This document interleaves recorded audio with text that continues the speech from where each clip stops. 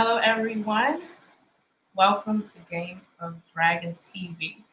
I am your host, Miss Oshun, and everyone that knows me from my other channels and my social media do understand this was always coming. Yes, it was always coming. So I want to start off as I should with giving a special shout out to my guest, Vaughn Eric. Von Eric, as well as many others, have inspired me to do really what I've been nervous to do, which is start a social media. Um, I do also want to give a big shout out to Knowledge and Relationships, to M3 for showing me the ropes when it comes to this technological thing. Much appreciated. I'm still learning. So if there's a technical difficulty, I understand. I'm working hard here. But I do want to say I appreciate everyone and I want to get right into the debate today. So I will just chop it up and let you guys meet my dear friend Vaughn. And that is Vaughn. Hey, Vaughn. Am I still loud on the phone? Okay, let me. Yeah, it's an echo. Okay, there you go. All right, yeah. Echo gone. Yep. Okay, good. Okay, so I this has been one that, as you know, I have been wanting to talk about for a long time. um, and let me first start off by saying, right, that I find these sorts of topics very intriguing. One, because there's no real win or lose, right? It's only you learn or you don't, right? Like nobody actually loses. So, technically, yes, I guess it would be a debate, but more like as some people would say, an informational session, right? But I do want everyone to know that I am in no way, shape, form, or fashion ever endorsing debates to be someone's, let's say, their belief system, because I do know there's been certain platforms that have influenced certain people to believe away from their beliefs. This is not what this is. Uh, you know, I love debating ideology, history, things like that. But when it comes to people's core beliefs, and I do have to preface it like this is not the forum for anyone to use as a reason to change their fundamental beliefs, right? Um, it's all evidentiary, and we're all on this journey, together, but in a sense, by ourselves. So, I have no having the hell to put nobody in. I just want everybody to have fun. And I do really respect Von Eric and his perspective on a lot of things. We do come from the same town, so we know each other a lot. The way we the way we do things. And I think technically we've been in other debates together, even with other people. But of course, people were clowning us because we the Baltimore connection. Right. And yes, for anyone listening in the future, yes, if you hear an accent, that's what that is. Okay, Yeah. I always have to say that Yeah. every time. Like Yeah. people in the chat, and they're like, is she from Baltimore? Yeah. Yeah. And I sometimes I'll be wanting to say, like, stop what I'm doing and then say, hey, yeah, like, it's okay. Mhm. But most of the time I don't. I just be reading like, my accent. Now let me say this, right? I did go over the video and I was supposed to have my dual screen up, which I have, as you can see, I have 7 screens in this room. However, the screens that are supposed to be attached to my main computer, strangely, is like, okay, you need to rewire, because I rewired everything because I was fixing the wall. And I was like, you know what? I do not have time. I don't have time. So instead of me actually showing the actual video, I'll play it at certain times and I'll speed it up because I have it right here on the phone. So I'll speed it up that way. That way, we'll hear the audio, because plus I was told when you play, I have the overlay, but when you play other video, the algorithm wants basically for the copyright thing to be good. which Right. is okay. It's my video. Right. I don't want them to be, yelling at me or nothing like that. So I guess it worked out. So I'll play it, and I'll let you know where I'm playing it from, and Mhm. we can just chop it up a little bit as it plays, Mhm. because I don't want to hold you. I actually have to be out of here at about 8:30 or so. So I definitely Okay. don't want to hold you past that because I know how these streams with me can go. Like I think Right. you was on one with me for like. You hopped on, hopped off, and it went on for like 7 more hours. Yeah, it did. Yeah. I Yeah. think you went to sleep and then hopped back on. I was like, dang, like, oh my god, like this is not it. But I honestly, when I do streams like that, I just be going. And sometimes I do have my little caffeine pill up in me. I do. Right. But at other times I don't. Like I just, I'm just into it. And then, we, do it like Right. that. But thank you for coming. Oh, it's no And problem. I'm so interested in your thoughts on this. And Okay. I'm gonna get into it. I don't You got think your comment? You got your comments disabled? Or I shouldn't have them disabled. I shouldn't. Somebody said they were in the chat. no, someone it says it on my it says chat is disabled for The this chat live is stream. disabled.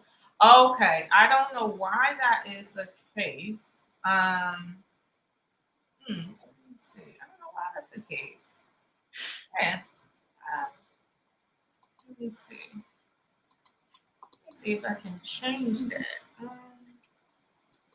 Yeah, that's not it. Hmm, don't know how. Yeah, I don't know how to change the chat. Um, like I said, this is not one of those things where I know what it's about. Yeah, no, not even. Let me see if it Yeah. probably will have to go into the let me see. Yeah, it probably had to go into the studio. Okay, so if you go into your studio, let me see.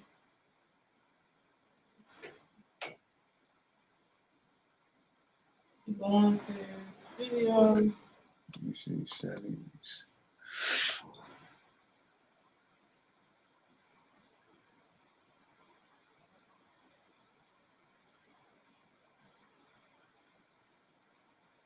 That's weird. Yeah, I'm gonna have to figure that out. Unless let's see. Let me see what this is looking like. If we and pardon me guys, I told you technical difficulties is always going to be here because I am not that chick. Like I'm just not. Let me see. Under content, if you do oh no, wrong one, wrong one. There we go. Very same. I got like a lot of channels. I didn't even know. So let me see. Yes. I don't know where I'm at.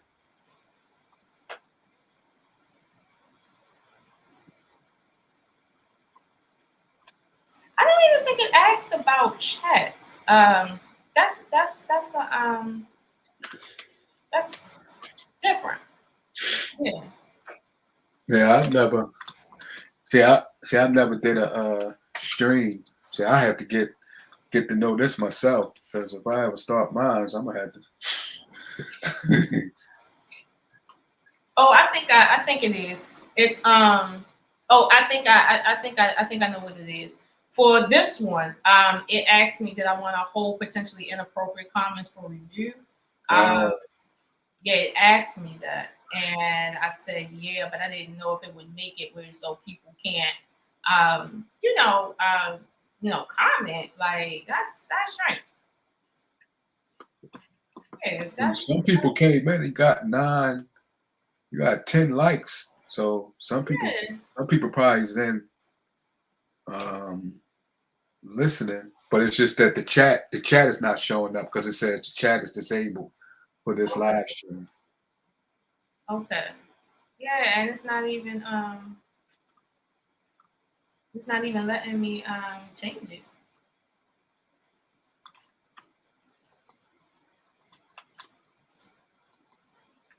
Yeah, it's not even letting me change it. That joint is like, we don't want you to change anything. We want to stay right here. Like, Okay. what type of stuff is that? Like, you don't even want me to change it? Like, gracious. So Like, jeez, this is crazy. Okay, well, it well, says details and it's on me to analytics. I guess they just put it. Could they let me see if they can leave a comment? Yeah, usually they can. That's No, I different. think that's disabled too. Yeah. Well, next time, I don't know. Don't click that button. Let me see. Visibility.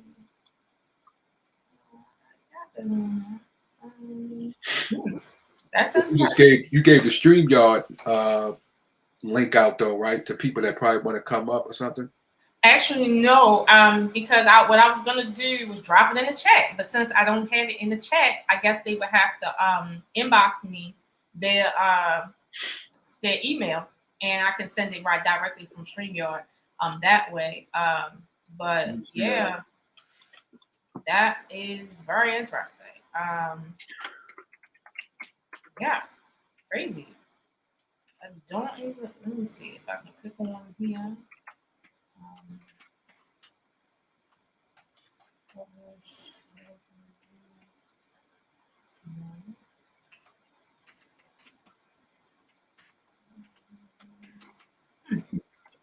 that's something. Yeah, I don't know why they would ask that question about the chat and then say, "Oh, well, we holding all these choices." Right. Well, okay. I don't want to hold on. And this chat business is very touchy. Don't know how in the world the chat is like disabled, but I'm sure it's one of those things. It's like a learning curve sort of situation. You got to learn. That's no problem. Yeah, you just got to I learn can how send to stay. a text out to someone to 84 to see if he can, ask him. See, he might know something. But They the chat. Yeah, like I said it like that, so I know like okay. And part of the reason why I said it like that was because I didn't want like some bots, some people come inside of the chat. They're not oh, repeating okay. other people is, especially when you have certain titles.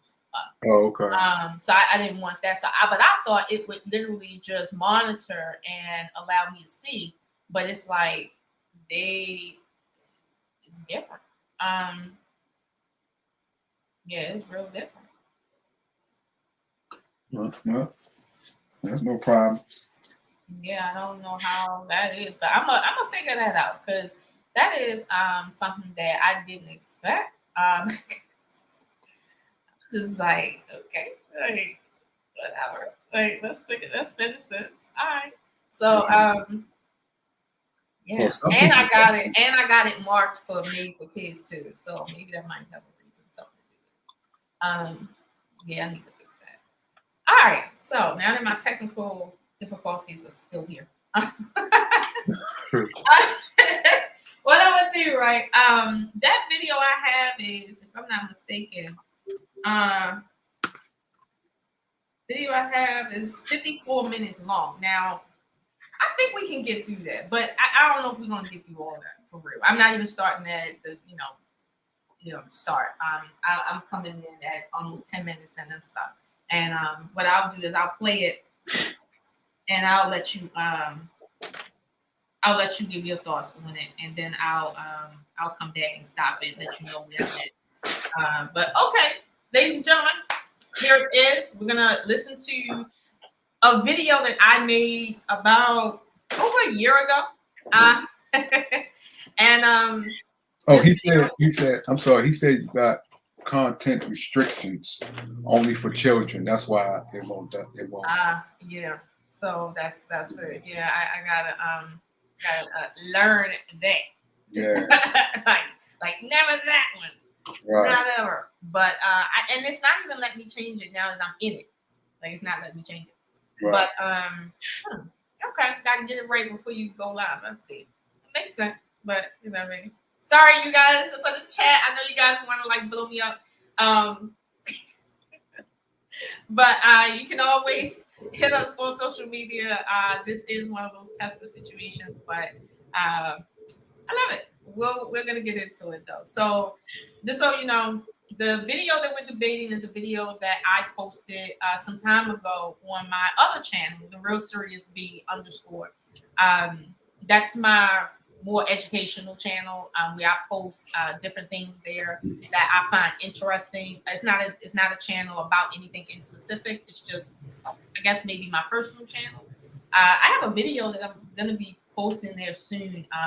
As far as documenting my trip to Egypt. So that's sort of the stuff that you find there. But this video was posted there too, and it got quite some traction. But like I said, you know, people wanted to debate me, so we're gonna debate. So I'm gonna play it now, and I'll play it for about 5 minutes because I think it's like 3 different points in there. But I'll play it through, and if you want me to stop, just let me know. But I'm gonna play the first 5 minutes. All right, so here we go.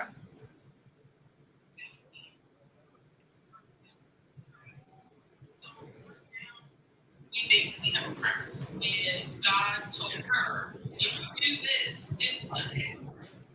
And for her to even obey what was saying to her and her husband, she had to understand the concept of death. She had to understand the concept of obedience and punishment. That those things had to be there because if she didn't understand those things, you can't argue that she was obeying or disobeying. It's like you don't beat a baby because the baby disobeyed you and continue talking at 2 months because it's still crying. Like that's not how this works. So with Eve, it says that once she ate of it, her eyes were open. Now, I don't believe that her eyes were open to anything other than the fact that she realized she had been lied to and not by the serpent. Okay? Her eyes were not opened any more than they were before she ate it. Like literally, like she didn't get no magical powers. She didn't get anything outside of knowing that, okay, I touched it, I didn't die, and now I'm eating it, and I still haven't died. Okay? Like, for real. And to be honest with you, right? I'm not saying that, well, God wasn't testing them all along. I'm not saying because I have my views on this whole story outside of this. That's like totally different. But in keeping to this story the way it is written right here, Eve had to have had an aha moment to say, let me give this to my husband. Because whatever happened via her eating that fruit, she said he needs to know this. Okay? So that shows in and of itself that she didn't give that to him because she was deceived and thinking that she was going to die and then realize that she is going to die. That's not why she gave that to him. When her eyes were opened, that's why she gave it to him, because her eyes were open and she understood. And in her understanding, she said, I have to give this to my husband. Now, in everyday layman's terms, when you come into an understanding of something as a woman, you want to share that with your spouse. If you realize that something wasn't true and that you guys have been indulging something and you realize, like, wait, like I just found out that such and such and such and such, the first person you need to go tell is your spouse. So she didn't do anything that she wasn't supposed to do. And let's suppose she was tricked. She was tricked. Giving it to her husband, it was not done out of malice. So to have been punished for giving it to her husband, as if she did it out of malice, says that God doesn't know how to read intention. Okay, I think we can pause right there. Yeah, I was getting ready to say pause right there. Yeah, I think you can pause right there because I think I just noted 4 different subject matters. Right. Right.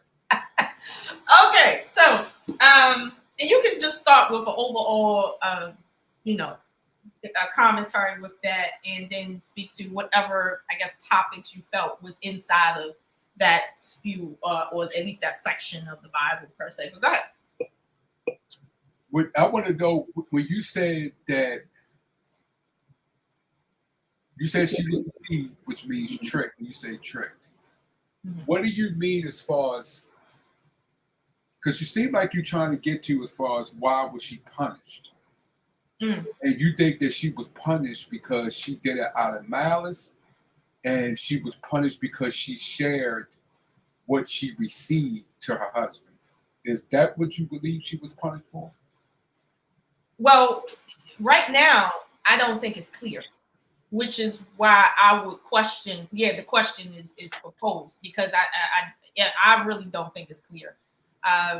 Reading the story so many times and still having the same question in my mind obviously poses the question, but ultimately the story says she did something and then it says she was punished. It doesn't necessarily say she was punished for that or that, but in regular, you know, commentary about the Bible, right? The idea is she was punished because she sinned. She did something she wasn't supposed to do. That's the commentary.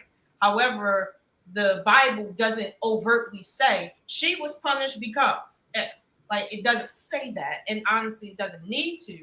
But that is still the question: was she punished because she literally just did something that she was told not to do, right? And that's debatable. I've listened to some commentary from some Jewish scholars, and they are debating that, which in their community, that's pretty weird.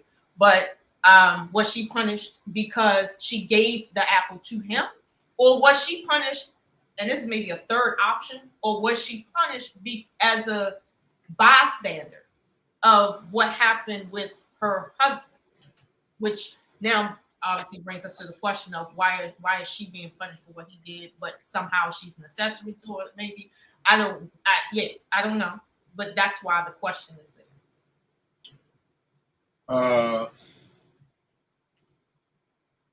Well, court like it. Well, I see your understanding as far as the malice, and yes, she was tricked. But if you read the book, the book which is not in the Bible called Adam and Eve, you can see in that book she basically repented. But yes, you can see that her punishment, which was the same as his, was they ate. They broke the law. They broke what he said, and they did the opposite. Now, whatever as far as her desire was, when he said what her desire was, when she gave it to him, that still was against what was written. And it also says in the book of Adam and Eve, it says told the reason why Adam was punished because he used his free will to break the commandment. Now, as far as after they broke it, was she seen? What was her desire? That goes into other categories. But the main subject of the matter is the premise of the conclusion is she broke the commandment, and that was to eat the tree. After she listened to the serpent instead of listening to God. Okay.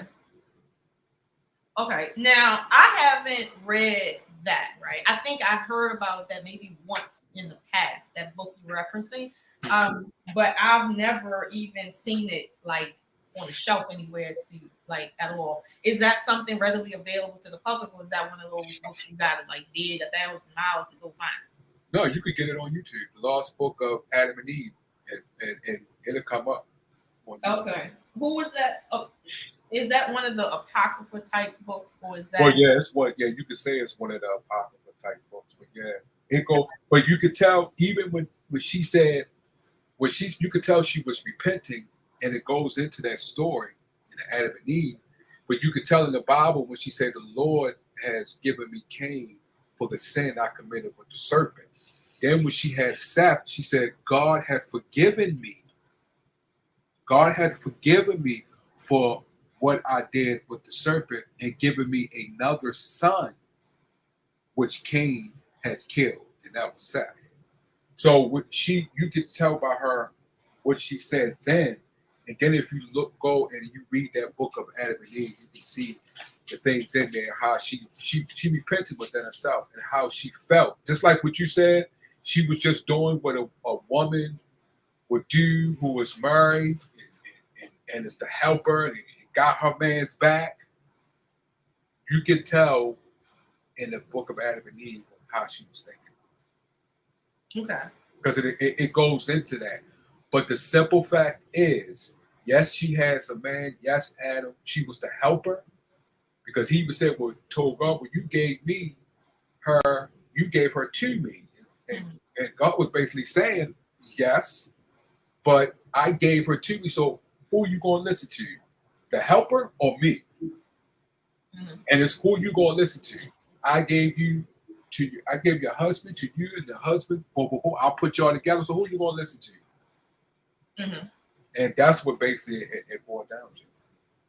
Okay, that's essentially what you're saying, that it's boiling down to that they just simply listen. Now, before I say anything, right, let me ask you: are you of the opinion that Adam and his spouse were in what we can understand as an animalistic state of mind before they quote unquote ate of the tree?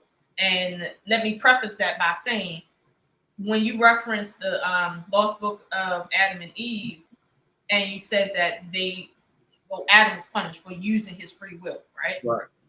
That creates somewhat of a conundrum between what people believe it was, what Adam was before he, ate, or what both of them were before he ate, and versus maybe what the reality is. Because I know I grew up being told that Adam and Eve didn't know how to sin; they were pure.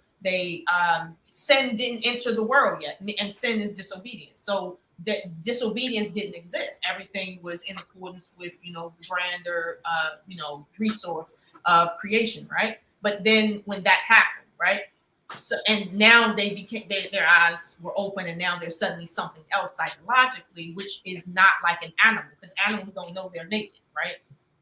They don't. That actually doesn't even exist to them. Us having clothes on technically is not natural, right? So are you of the opinion that Adam and his spouse were, let's say, like us, understanding and having free will and understanding what our free will was, or in a state where we didn't really have free will and we were just kind of like acting a certain way, and then we just did something that we just wasn't supposed to, like maybe animals might do? Well, it depends on how you look at it, because we have free will. You have free will to, and then you don't, because the law. Once law is implemented, then you have free will to break it or not to break it.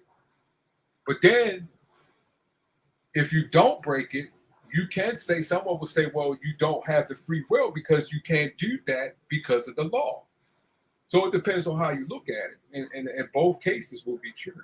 Because if someone say, well, we're actually not free, well, I can see that because of the law. I can't do this because the law says I can't do it. So that will take a freedom away, but I also have freedom to break the law. Mm. So it depends on the individual, how they look at it, how they interpret it. Okay, so you're saying how you interpret that depends on how you see that circumstance. Okay, well, let's say this, right? The general interpretation of this story is that they became free will thinkers after the fact. They didn't exercise free will prior to, because then you'll have an ideological problem when it comes to like their ability to sin. like at least from the Christian paradigm. So yeah, in a sense, if we're gonna say, well, before they quote unquote disobeyed, they were in full compliance or understanding with what disobedience is, right? So they understood that what the dynamics of disobedience, which is why I referenced punishing a baby, right? If you tell a baby not to do something, let's say the baby is a month old, it doesn't understand. Like, so you can't say it's being disobedient to you, because the word disobedient it infers that this being is a thinking mind, it meaning having free will. Like it says that. And so that's why I can't argue what you said as far as, well, the free will that Adam had or exercised in that other book that you referenced, because according to the story here, that's what it seems like. Like he was not in an animal like state where he couldn't disobey, he didn't know any better, da da da da da. Because if someone is being punished, obviously they know better.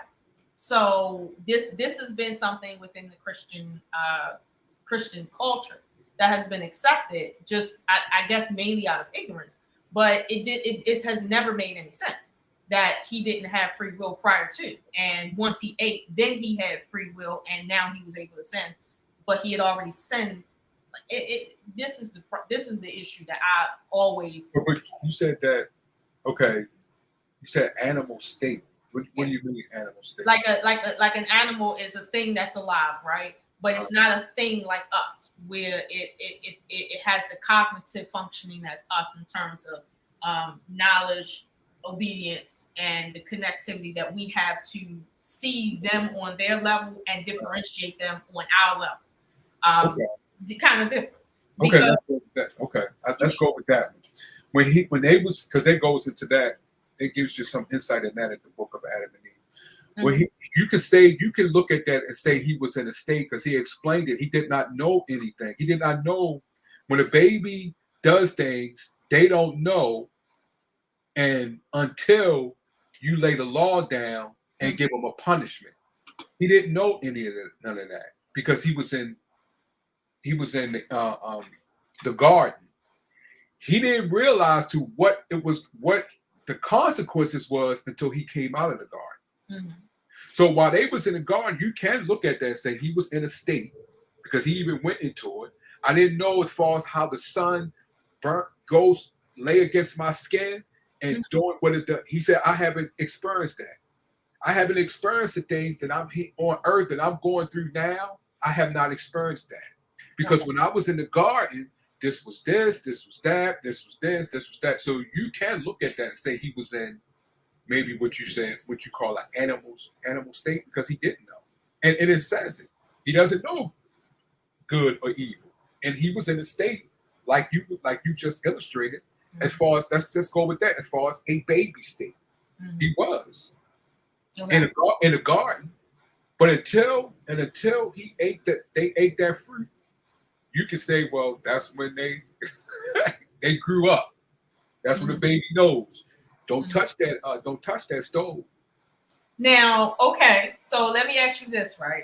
What do you think of the point that was made that God told her told him, and he told her? Let me be correct. Told him, and he told her that if you even as much as touch that fruit, you don't have to eat it. Touching it is the same, is disobedience, the same, period. Touch it, eat it. If it touches you, like come on inside your body or inside your body, this is disobedient. And when she touched it, given she's a free will thinking person, like she just like me and you, when she touched it, she noticed I didn't die. And let's assume that she knows what life and death is, because if there's animals there, animals live and die. Animals are not immortal. Like, I'm just saying, let's assume that. Now, that's a big assumption given the way this story is written, but let's assume that. When she touched it and nothing happened, what is your thoughts on that in terms of her eyes being open? Because I argue that her eyes were open before she ate, meaning when she touched it and she realized this this is the math ain't math and nothing's happening. I don't understand why I was told this, but now something else is happening. So why not go ahead and eat since this obviously isn't what it is? Let me see what else is happening, because as we know, humans are wired to figure stuff out. Even like for instance, if I ask you a question and you don't know the answer, you'll wake up 4 or 5 days or 4 months from now and with the answer just suddenly comes to you, because in the back of your mind, you have to figure that question out, even if you're not cognitively thinking about it or consciously thinking about it. So it's like, what do you think about that in terms of her eyes being open, not necessarily because she ate of the tree, but because she saw what happened prior to eating of the tree? Oh, she said when you say she saw, that means what a vision that came within her when she was talking to the serpent, which was given to her by the words that the serpent spoke, and she had a vision as far as what she would receive once she or receive by touching or eating that fruit. She seen that interpretation, but she didn't look at it the whole totality. Now, when she seen that when she seen that she didn't die, Mhm. what state was she in? The same state with like we are today. If we do something, we will die. Within the day. That is different. We still not. That is different when it comes to an interpretation with God. Remember, days change after the flood. Mhm. Okay, so before the flood, a day is 1,000 years to God. So she wasn't in that state as we was today when we think of today. Like if I do something today, then I will die the next day, Okay. which is 24 hours. Those times back then was different than it is today. Okay, that's an excellent point, and I'm a very excellent point.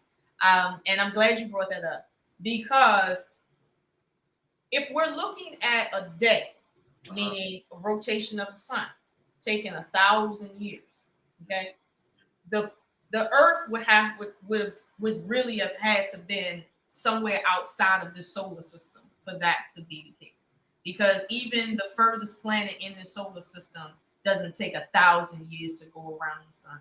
Mhm. It doesn't. So my thing is, and we know this planet didn't like fly in from another like system, right? But here's the thing. I think you're right. I think you're right. Right. And I could be wrong, but I think you're right on that. But here's where it gets kind of freaky. It says that they were in the garden, right? And then they were sent down to earth. Uh-huh. So this creates a separation now in terms of time. Like you said, wherever they're at, the time is different. It's like 1 year here is 1,000 years there. So, okay, she's not on Earth. It's not 24-hour system or roughly, right? It's 1,000 years. Wherever this is, it's 1,000 year rotation of a day. Now, how many days have she been in it? No, you can't really say based on at least the general canon of the Bible. I know you may be aware of different canons. I know you may be aware of that, but generally for the one that we see, she when they were created in the garden, there's no sense of time in that story in terms of how long were they there before this happened. Um, there's no indication of it. So if we're gonna take what you said and say, okay, a day is 1,000 years, right? If she was told, if her husband was told you died that day that you touch it, right? Not eat it, but touch it. They had to have been alive for more than one day to understand that you will die that particular day. They have to know what a day is to understand that, right? Because obedience is something that you submit to. It's not something that you just so happen to stumble on. But that's what that is. So, okay, well, they was there for several thousand years. Now, No, they wasn't there for. No, it had to be there for more than one day for them to understand what No, it it is. wasn't. He died. He died in the other candidates. He died in 930 years. Well, no. I'm assuming that number is based on Earth, Earth years. Not, and I mean like once he got here, like Earth years, not prior to. Because I'm gonna be honest with you, I have no way to prove that he was not like 900 years old from the time he was created. It just means 900 years. But if a day to God is 1,000 years, clearly that number is off.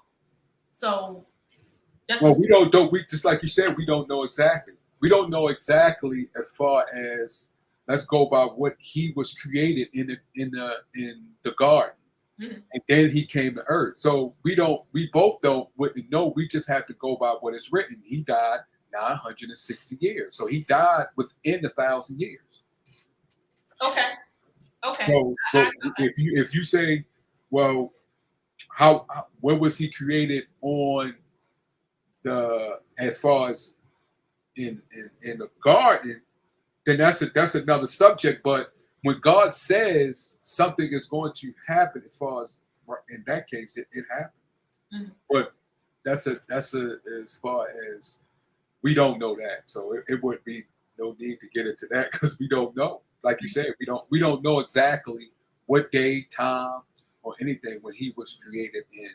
Wait a minute, and no, on Earth, because he was taken to, he was on Earth when he was created and taken to the garden. So he wasn't created in the garden. He was taken to the garden. So that means he did that. If that's the case, then he did die within 1,000 years. Okay. Once he ate that fruit, right? Once he ate or touched, he died within 1,000 years that he was created. Yes. Right. That same day. That same day. Now, right. I don't think they knew that. I don't think they knew that a day to where they were or a day to, a day on Earth is one thing, right? A day where they are at is something different. So, for instance, if Adam was on Earth and and let's say the garden was on Earth somewhere, and God said you will die that same day, right? And, let's suppose Adam is not a boy; he's a grown man. Okay, we gonna know he ain't gonna make it to 900 and nothing. Like that's not what we're gonna do. Like he ate it when he was 34, he ain't gonna see 35. That's not what he's gonna do because he's gonna die that day. So if he was made on Earth, that means time for him is running based on Earth time. However, that punishment was not based on Earth time, clearly. It was based on God's time, based on, I guess, wherever God in the Bible is, 1,000 years. Wherever that is. And I'm not debating that tonight, okay? Because I can debate that. Right. But clearly they were not told about the difference, the time difference. Like, so God says, you're going to die today. Right. And they say, well, I touched it and I didn't die. Like, I mean, I was what's up with this? So at the end of the day, they were not told that, oh, no. The day I'm talking about is like my time, not the time that you understand. My time. It is. Now, keep in mind, and maybe I'm getting I'm going to go a little ahead. There was 2 trees in that garden. Okay. Now, obviously, one of the other trees in that garden that they couldn't partake in, it was there, but obviously maybe they hadn't ate of it. It's a big place. See what I'm saying? But there was one that they did eat of, right? So, all right, they're still working. Their bodies are still based on Earth time. It's not based on new time. Like, it's not how it is. So if they were not told that the day that I'm talking about is a 24-hour circumstance situation, then this right here seems like a Hunger Games experiment. It's like, I'm going to tell you that you're going to be punished, but I'm not going to tell you the truth about what I'm really talking about. I'm going to tell you something different and make you, I know what you think it is, right? But I'm not going to tell you what it truly is. because I just want to see, are you going to use your free will, which is something you were always meant to use, because that's how character and the truth of the matter is understood. Meaning your intentions in a thing matters versus what the thing is. Like if you hurt someone, right? It matters whether or not you were intentionally trying to hurt them or not, or if it was an accident. That's where the judgment of the heart comes in at, right? Whether or not you go to hell for it or not, I guess in the religious context. So when we talk about, well, God gave them a command, don't touch the tree or else you're going to die that same day. And then somebody says, yo, if you touch that tree, you're not going to die. And it seems convincing. And then they touch the tree and they don't die that day. Well, technically, the other person, the third entity inside that garden, can easily say, let's suppose the third entity was openly trying to play games, right? Whatever games, trying to play games. That was an invitation to play games. You're not going to tell them that you're talking about within 1,000 years versus 24 hours. You think they need to know that? No, you're going to leave them not knowing that. So basically, because the Bible doesn't give you a whole lot of conversation, right? Basically, he says you're not going to die within one day. And they didn't die within one day of the time that they were aware of. That's But not. how you know? How you know? How do you know what's in the Bible that would give you that they did not know, and it was a 24-hour period? No, it wasn't a 24-hour period. That's what I'm saying. It was a 1,000-year period. But the way they were operating, you can clearly tell that by how the story progressed. They were thinking 24 hours when in reality it was 1,000 years. What's in the story that would say 24? When she touched it and realized nothing happened, she's thinking right now, today, I'm gonna die immediately, because today is a noun circumstance. It's not. What story is that? Where's that at?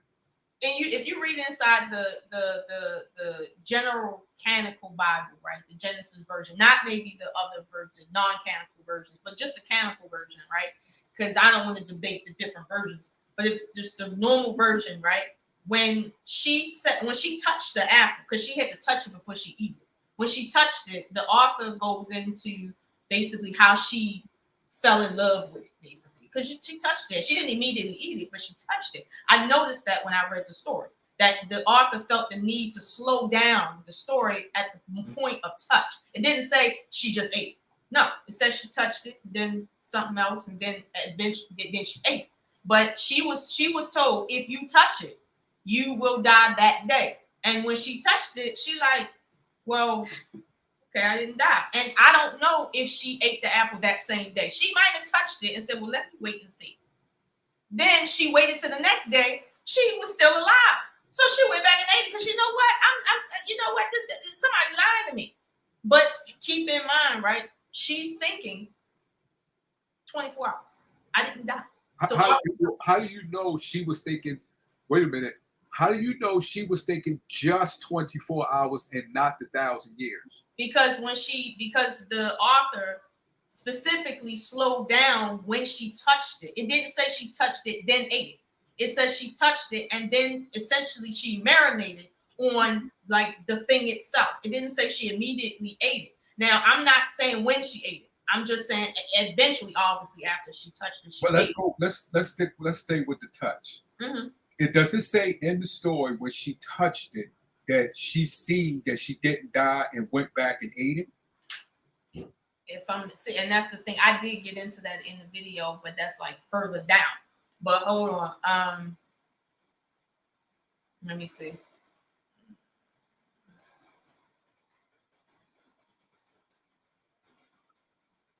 Let me see.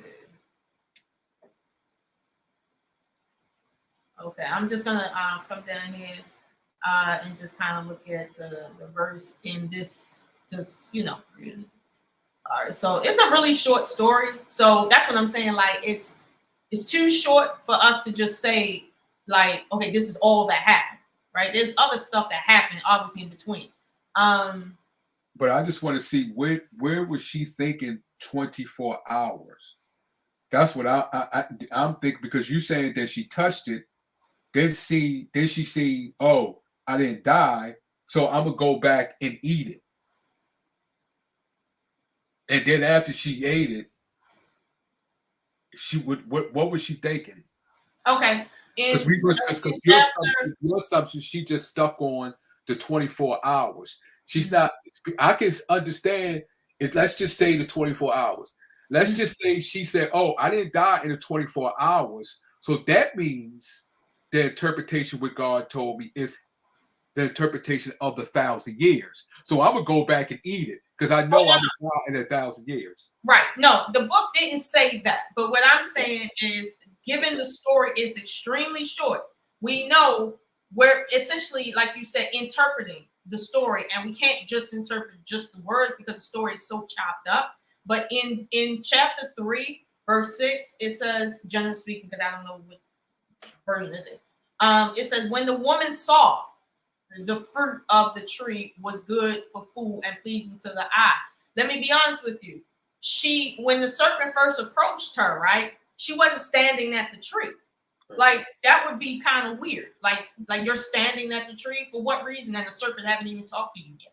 Mm-hmm. She literally said, we were told basically not to go near that tree. So the initial conversation couldn't have happened at the tree. But notice in verse 6, it says, when the woman saw that the fruit of the tree was good for food and pleasing to the eye. Now, good for food is she hasn't eaten it yet. So obviously, this is the slowdown that I'm talking about. So basically, before she eats of the tree, right? She's at the tree. She's doing something at the tree. Like there's this slowdown of her mental at the tree. And it also goes on to say, and also desirable for gaining wisdom. That statement right there means that there was some heavy conversation going on, because before that conversation with the serpent, obviously she ain't know nothing about that. So now obviously she sees and she desires that, and she sees that this is good for this. So obviously there's conversation going on, and the book doesn't get into the conversation. And then lastly, it says she took some and ate of it. Notice she took some and then ate of it. So she touched it and then ate of it. But before she touched it, there was a lot of stuff going, a lot of conversation going into that. But keep in mind the context. She was told, if you touch it, you gonna die. If you lick it, you gonna die.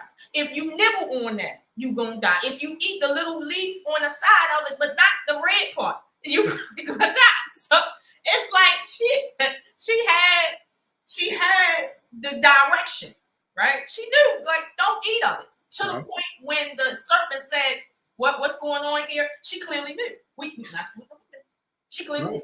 Like, she wasn't even trying to go around. But the serpent had long conversations with her. Like, you know, for you to have direct contact with the source and something convinces you to doubt the source, you know how long that probably would take you? Like, we got people now that ain't seen or heard from Jesus, but you can't convince them to do nothing that Jesus don't like. They ain't even met Jesus. So I'm just saying, like, that would take a long time. In this case, which is why I'm a harp on the time, right? She's in a place where it's not a 24-hour cycle. It's not. So if she was told you're gonna die that day, and then she touch it, and then she come back, look at it, you know what I mean, and she realized, I didn't die. Something went down, whatever the case may be. I didn't die, right? You know, like she not on the same mental level, because if she knew she would die that day and she touched it, she would understand, listen, today is going to be for another 900 years. Uh-huh. I can die within the next 900 years. That would have been the thing. So it wouldn't have been, oh my God, I touched it and nothing happened. This must be good for something. Oh wow. Like, no. She was, you can tell from the story in her mind, oh no, somebody lied to me. I didn't die right now. What? I touched it. I didn't even ate it. It must be good. Like, clearly she was on a different echelon than what it really was about. But the truth of the matter is, we're reading now, thousands of years later, that a day to God is different from a day to you, because God exists in a place that's different from you. So now that you have this place called Eden, that's somewhere in the middle, right? it's like it's a place where people can live that don't live that long, and places like where the serpent is, where they live long as hell, for real. And in this case, long as hell. So it's like literally. It's an enigma for real. And ultimately, right, when they get put out of the garden, right, they're still on that same time scale as they were on Earth. They're not on 1,000-year time scale, like to say they were in heaven. I'm sorry, not in heaven, but they were in Eden for X amount of years, and those years equal to that. You see what I'm saying? No, 900 years is 900 years Earth time. But when you look at it, God's time is short of a day. So they're looking at it from the time that that they can see it from, which is the time that we're used to. I mean, they were created on Earth. Like their biology is working on a 24-hour scale. Like there's chemicals that are released in our body every 24 hours that helps us regulate our bodies and our organs and stuff, because we were created on Earth. We're Earthlings. So I can only imagine what this is about. But I would say the point that I'm making is, if she was not told the truth and she didn't know to what extent we're talking about here, right? She didn't even know. She had no clue, and she's doing an action based on something that is true. Like the 24-hour system is true. It's just not true for her. That in and of itself is omission, right? And inside of the Bible, we are told omission of information is a lie. Now, the serpent says you're not going to die today. I'm starting to wonder, is he from Earth? Like, well, he said you won't die, but let's go back to her desire when the serpent was tempting her. Now, we can say the serpent was tempting her for days, hours. We can say that, okay? But the fact is, he was tempting her. Her desire changed by his words that he was giving to her, that she probably felt she could have felt, just like a kid or a baby. They could do anything, because that's what the kingdom is. They could do anything. She felt when he said that you will be as God, that she probably thought, you know what? If I'm God, then I won't die. Okay, let me push back. How can I die if once I eat this tree, I will know what I need to know, so I will not die. Great. I'm glad you said that, right? Because later on, she didn't know there was another tree in the garden that is a two-part thing. Okay, so, but that's just we could tap on that. But it's remember, when you say didn't know, you know. Mm-hmm. They did know a lot of things because it was in the tree. Good and evil was in the tree. So there were things that they did not know. So, but for them to know, it was for them to go to God to get what they need to know. So you don't know what you don't know. You don't know what you don't know to ask. Well, what is this? If you don't know to ask and you don't know it, then you have to go to the source that do know. If I don't know how to be a doctor, then I must go to school to be a doctor or anything, unless I have experience as time go on, and then I gain knowledge. But that is also done by God within me, because he's teaching me.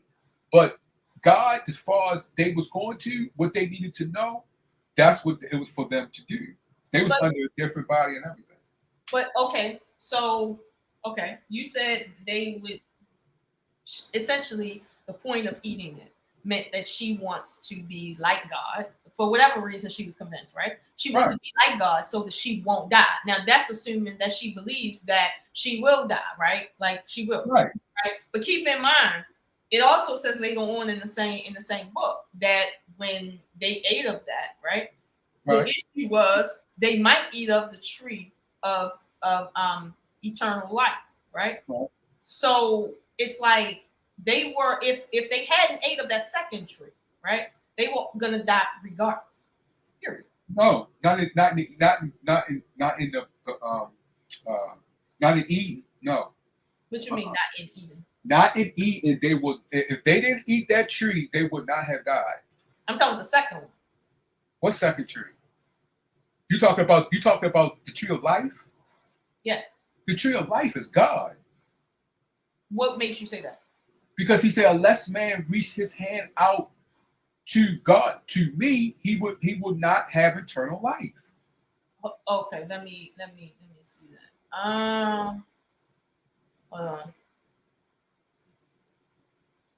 Hold on, let me see that.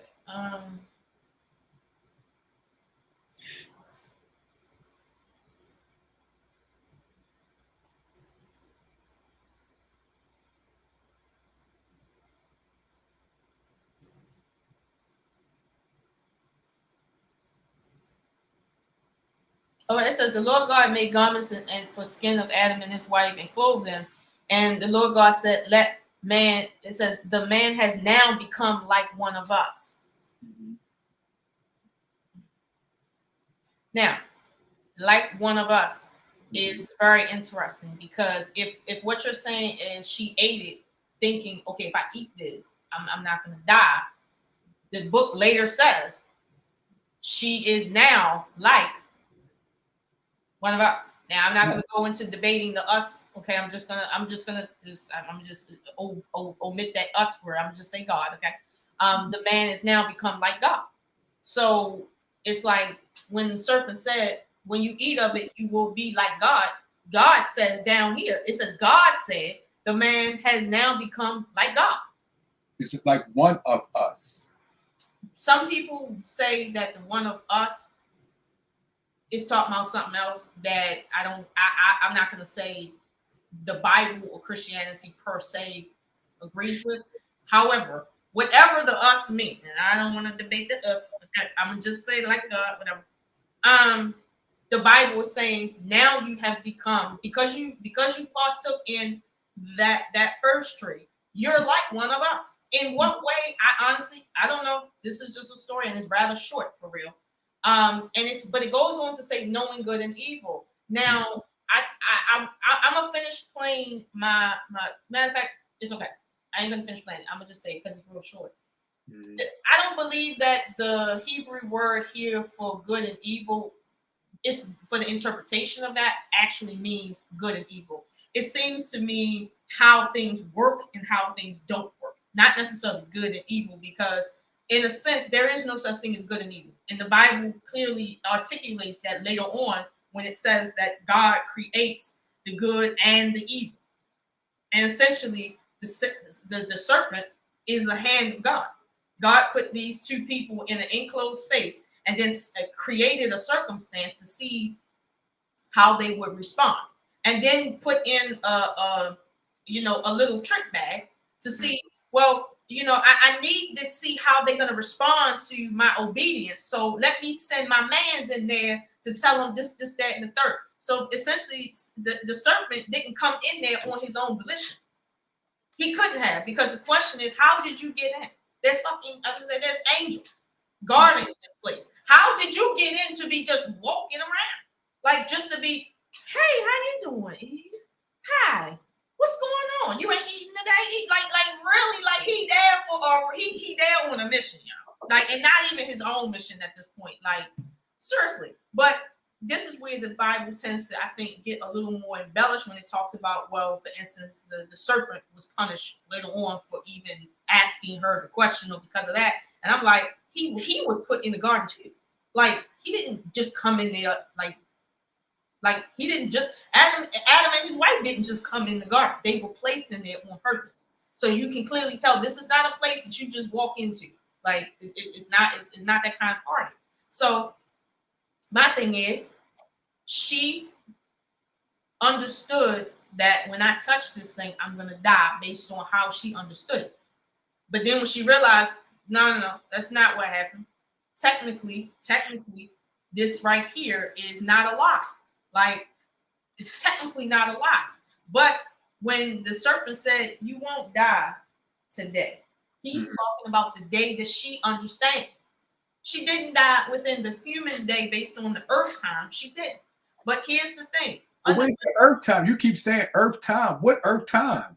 The Where 24-hour did cycle. how do you know it was 24 hours then? No, it wasn't 20. That's what I'm saying. It wasn't 24-hour cycles there.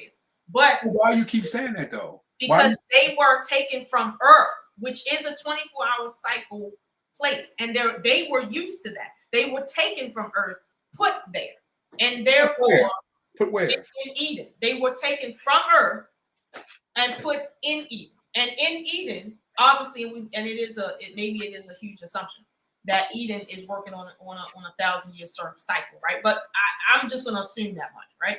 Uh-huh. They were taken from a place that isn't working on that cycle. So there's two cycles going on. The conversation is you will die that same day. What day? God's day or your day? Based on the way the story is written, it doesn't seem like they thought they even knew about, quote unquote, the 1,000-year cycle of God's day. It don't seem like they was aware of that because, like you said, they did die that day. Mm-hmm. In terms of the time period that God sees time, not their time. But truth be told, did they know that? Why do we know that now, but they didn't know that? Mm-hmm. See what I'm saying? It's almost like it was free putty. It seems like it was free putty for the serpent to come in and use it against them. But when you really think about how the serpent even got there, it's like, hold on, yeah. According to what we know about God, what God said about God, the serpent was there on a mission that God put him on purposely, like told him, this was an experiment from the beginning. They were never meant to exist in Eden for their entire life. Like that wasn't it. It was an experiment. Like there was a tree put there, and they were told, "Don't eat of that tree." God didn't have to put no tree there. Like they got free will. It's God's creation. God didn't have to do that, but God put two trees there for a reason, to test to see, well, how would they respond to me? Right? It's a new creation. How are they going to respond? Now we know that, yes, human beings can exercise free will against you if they see that, if they understand what this is, it's not making sense to them. They will use their free will. And that's something we do every day, every single day. So, and my thing is, I don't even believe that God created us to not exercise our free will, because our free will in choosing God is the only real way that you can connect with God. If you use your free will, no one can force you to have a relationship with God. No one can mandate that you have a spiritual connection. Like, it just doesn't work like that. You have to exercise free will. So this was, to me, an experiment from the very beginning, and the serpent was not in there just trying to trick her because he just didn't like them and stuff. He was put there too to say exactly what he said. And then as the Bible goes on to say, well, yeah, they did become like God. Like he won't lie, but this was a whole experiment the entire time anyway. So we was gonna put them out, and they got put out. And here's the thing: the tree of life. You said that. Well, this is what them reaching out to God. I'm gonna be honest with you. It just says here, after he drove the man out, he placed on the east side of the Garden of Eden cherubim and a flaming sword flashing back and forth to guard the way to the tree of life. Now, the tree of life is in Eden. To my understanding, God is not locked up in Eden. Hold on.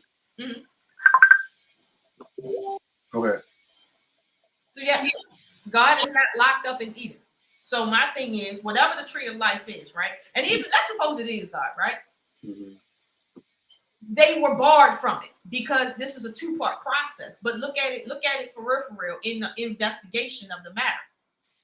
They're told that, well, I'm gonna die, right? Mm-hmm. And then, truth be told, if they was to eat of the tree of life, they really would be immortals and they wouldn't die no matter what they ate, right? Mm-hmm. However, they wasn't immortals. They were already gonna die, but they were told, if you do this, you're gonna die. You know, my thing is this: it was an experiment to see what they would do. It's not about, I don't believe God in this instance was lying to them, right? Because I'm not gonna say that. I'm not gonna say, well, God was lying, right? That doesn't make sense. But what was happening was they were never meant to be in that place. And it was a matter of seeing, well, how humans react. But right now the story is said in a way to say, humanity is doomed because these two people failed a test. When in reality, they did not fail anything. They didn't fail a test. They actually passed the test. And when we read verses in the Bible, especially in Genesis, where God is walking, okay, through the garden, all right, at night, whatever. Obviously, there's a sun up there, okay, because it's at night in the cool of the morning or the evening, one of the joints. And God says, so you ate of the tree, like, so you did this, and people are looking at it like, well, God is chastising them, right? And you just got to remember the context of how you're understanding that subject matter. It's like me saying, Vaughn, so you found out, versus, oh, you found out. Like I'm saying the same thing, but I'm really saying something different in the inflection of what I'm saying, which can't really be conveyed in text. But let's go with the experiment. Let's go with that that context that you say experiment. If someone experiment on something, they go by the rules and regulation, right? And if they do not put what they supposed to within the experiment, they have broke one of the rules. What you mean? If I experiment and experiment on something, I'm taking different things, right? And if I don't put an element in my experiment like I'm supposed to, it will fail. Right?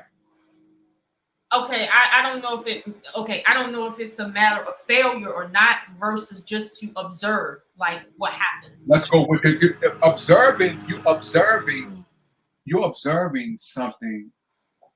When you're observing something, you're observing the experiment to see if it's going to work or is it not. Okay. So that means it's either it's going to fail or it's not going to fail.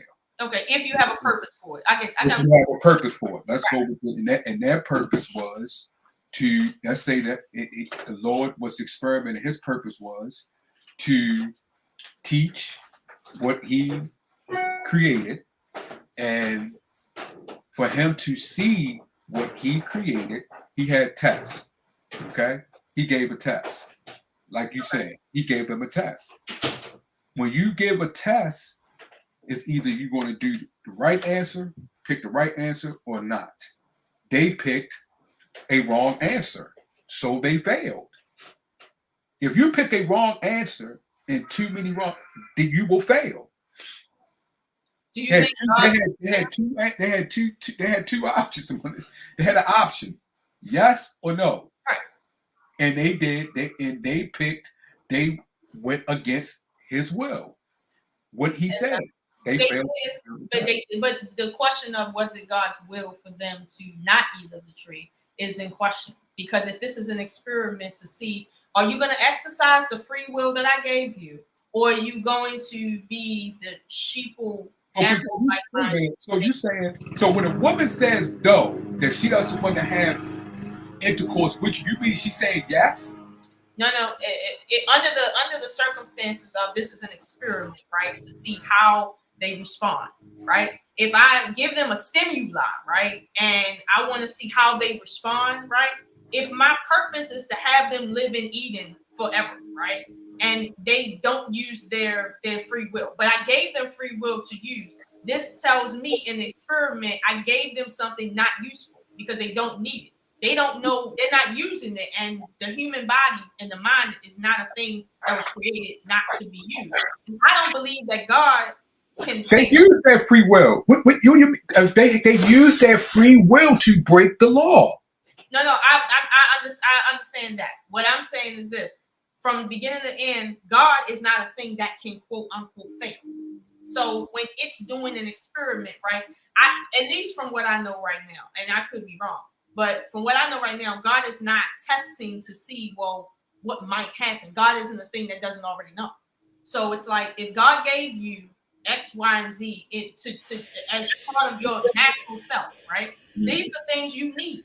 So if it gave you free will, you need that. So why wouldn't you exercise that? And it gave you that because you need that because it wants you to utilize that. At what point are you supposed to not use free will? This is why I say the story seems like, and I could be wrong, but the story seems like this entire situation was manufactured to just watch these people to understand how they respond to Well, just that's true. Well, that's true. The thing is, why do you? Let's go by because there's a lot that we're not putting in, and we just going to debate the whole thing because it's a lot that we're missing that we haven't think. First of all, you think that the person that was there. First it says, and one important part that you need to talk about and discuss is when he said, "Let us." That's one, and then we said, "Man is like one of us." So when people say that person right there that he is speaking, that's the Lord. Yes. Is that our God? Yes. But is that the same at the beginning that said, "Let it be light"? Is that the same person? Or oh, we okay. say person? Okay, let me say this. The reason why I don't want to make a decision just yet on that is because if you choose either one, right, that's gonna change Exactly.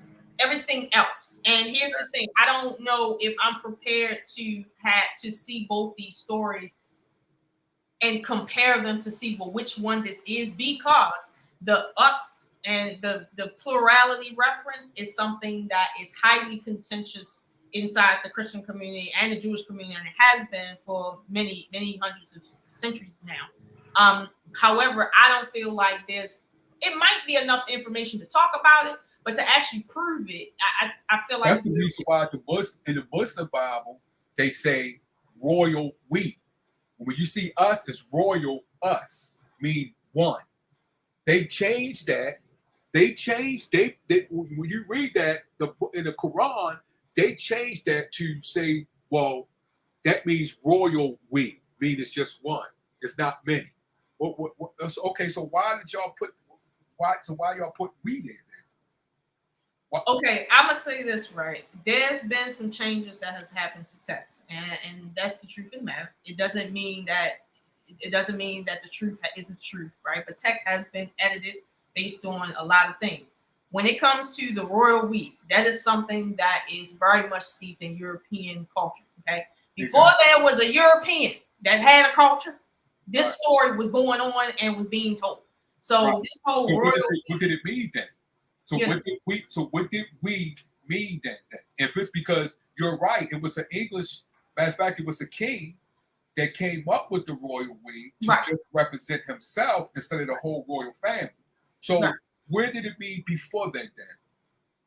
The we. Now here's the thing, right? To a degree, because we're reading in the English, the we makes sense. But the term in and of itself, Elohim, which is what is used in the Hebraic term, that word in and of itself requires the connecting term for we. So no, I'm talking about the Quran. Well, here's the thing: in the Quran, it's the same thing, right? The same thing was what? The Quran says the same thing the Bible says, but inside the Islamic tradition, or let's say the culture, they explain it differently. It's not that they adopted, like you said, they adopted the English translation to the English, the king, that put that within the law of we. He put royal we, okay, means one. He did that so he would be able to control this land. I think it was over in Chile, that he was able to control it just him instead of the royal family, because we stand for the entire royal family. Just because they share everything, you just can't take that money. So I'm telling you, if they changed it like that, even in the Quran, they changed it like that to represent one. Mm-hmm. And you just said that's an English, a Caucasian, whatever culture that put that in. So what was it before then? It wasn't no such thing as royal we. It was just Elohim. We, right? No, not in the Arabic form. Not in the Arabic form. It's considered we. Well, but the reason why I kind of sort of and even in the Arabic, even in different translations, it's still we. No, I got you. But the reason why I somewhat skip over that is because the Quran means nothing if you don't understand what came before it. In the Quran, it talks about what came before it and it being an extension of something else. So the something else is very much contextualized inside of the Quran, that you cannot understand the Quran coming in after the fact if you don't understand what came before the Quran. So if the Quran is using the phrase we, right, regardless of the reason why, okay, it means we as in plurality. Now you Okay, let's go with that. If the Muslims want to say, well, the we, they're trying to explain away the plurality of the direct word. Right. And say, oh, when we talk, we're still talking about one, but you're using a phrase and term that comes out of a culture that is Right. not Arabic whatsoever. Right. Like it's not like the culture of the Arabs had nothing to do with royal wees. Like this, the Quran is their first book. There was no royal wees. Okay. So what? Since it's a plural, since it's plural, not just we, but us, that applies, right? That applies more than one. What? Gods. Correct. Right? Okay. Well, we all know what we should know is only one. I think what we know is that there's one entity, right, of which creation spawns from, right? Like the physical reality, like spawns from one thing. It's actually no science can prove that all of creation doesn't spawn from one thing, no matter what that thing is. It's one, right? Okay. And that's across all sciences. However, when we read this story, it's almost like, well, we got some Elohim. Should we associate the word Elohim with the entity that created all matter? Like that's a question. I'm not saying what it is, but that's a question. Because as you say, the Elohim in the actual Hebraic Bible, it says the Elohim said. It didn't say God said. And that's an assumption. And that's why I said I don't know what version I was reading. But that's a big assumption to say God said. God ain't said nothing. Okay. The Elohim said, okay, that they will be like us if they eat of the tree. So we got to put them out. That's so did Eve. She said, the Lord gave me Cain for the sin that I committed with the serpent. But then she said, God forgave me for what I did with the serpent and given me another child because Cain have killed the first one. She said, Lord, and then she said, God. So right there, she said two different linguistic terminology. Let me say this to that, right? Because, okay, obviously there's two questions. Is she talking about the one that was in Eden that actually she sinned against, or are we talking about two separate things here? And if we talk about two separate things here, how is one forgiving you and one giving you a baby? How is he giving you a baby? Like at this point, like I've heard some things. How is that second one giving you? That's because we don't create. No man creates. Nobody creates. No, I'm thinking she talking about I got pregnant by another. No, she's not talking. She's talking. Everything is done by God. So you do not create your child. Correct, but the way the story anything that is given to you, a child is given into you, it comes from Lord God. It comes. I got you, but the way the story is written, if we are to assume she's not talking about the same entity, that creates a weird situation there. Like, what are we talking about? If she's talking about the same entity, then I can kind of understand what she's talking about in terms of forgiveness for quote unquote sins. Like I can understand, but if she ain't talking about the same thing, now that's when the mystery comes in, because later on in the Old Testament, is when Saul, it says God took out the Holy Spirit of Saul. It says the Lord put in evil spirits. God took out the Holy Spirit and the Lord put in evil spirits. Right there is telling you two different things. And even Jesus Christ said he is the God of life. He is not the God of the dead. So who is God of the dead? If he's God of life, and he said he's not the God of the dead, then who's God of the dead? I see where you're going with that. And that's the mystery that most people has to get to understanding. And that would give you what you need to know as far as the garden, and as far as when he said that let us, man is like one of us. He said, man is like one of us. Then later on in the Old Testament, it says God has given Israel up to serve the host. Many people look at that and say, oh, that means the sun, the moon, the stars, or it means the sky, whatever. It doesn't mean beings. They don't think of that. They don't think of that. The burning bush was a Lord, was a host. Remember, we got kings. Remember, Jesus Christ said in his prayer, on earth as it is in heaven. So things that you see different kings here on earth, there are different people with different positions up in heaven also. Well, so if they are lords, they are gods. Okay. So my thing is this, right? Would it be so bad for us to understand that humanity was created by beings that were not the source that gives us life, but beings, let's say lesser beings, right? And they created us to understand us, right? And in their experiment, they realized that human beings have a connection higher than what they gave us credit for, meaning this. Eve used her free will. So did Adam. Their response was, oh, we can't let this happen. So clearly that was not a part of the plan. We got to put them out because that wasn't part of the problem. They're going to be like us. They didn't say they're going to be like God. Right. They're going to be like us. Right. And that's where I think people are missing these, whatever these entities are, okay? And I'm not saying what they is, but I don't see God being one, afraid, mistaken, or misspoken. Right. I don't see the entity that knows that, like I truly believe we live in the mind of God. That's why everything God wants to happen happens, period. Because it's all of reality is the mind of God. As much as you may think this is a hard concrete thing, there's nothing here. Like when you go down into it enough, there's more not here than what is here, but it seems like it's something there.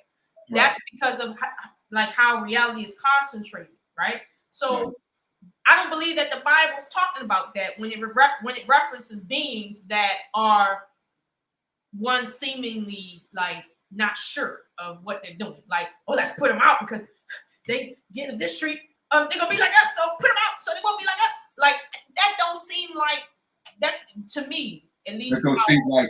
That don't seem like God, but does it seem like someone outside of God?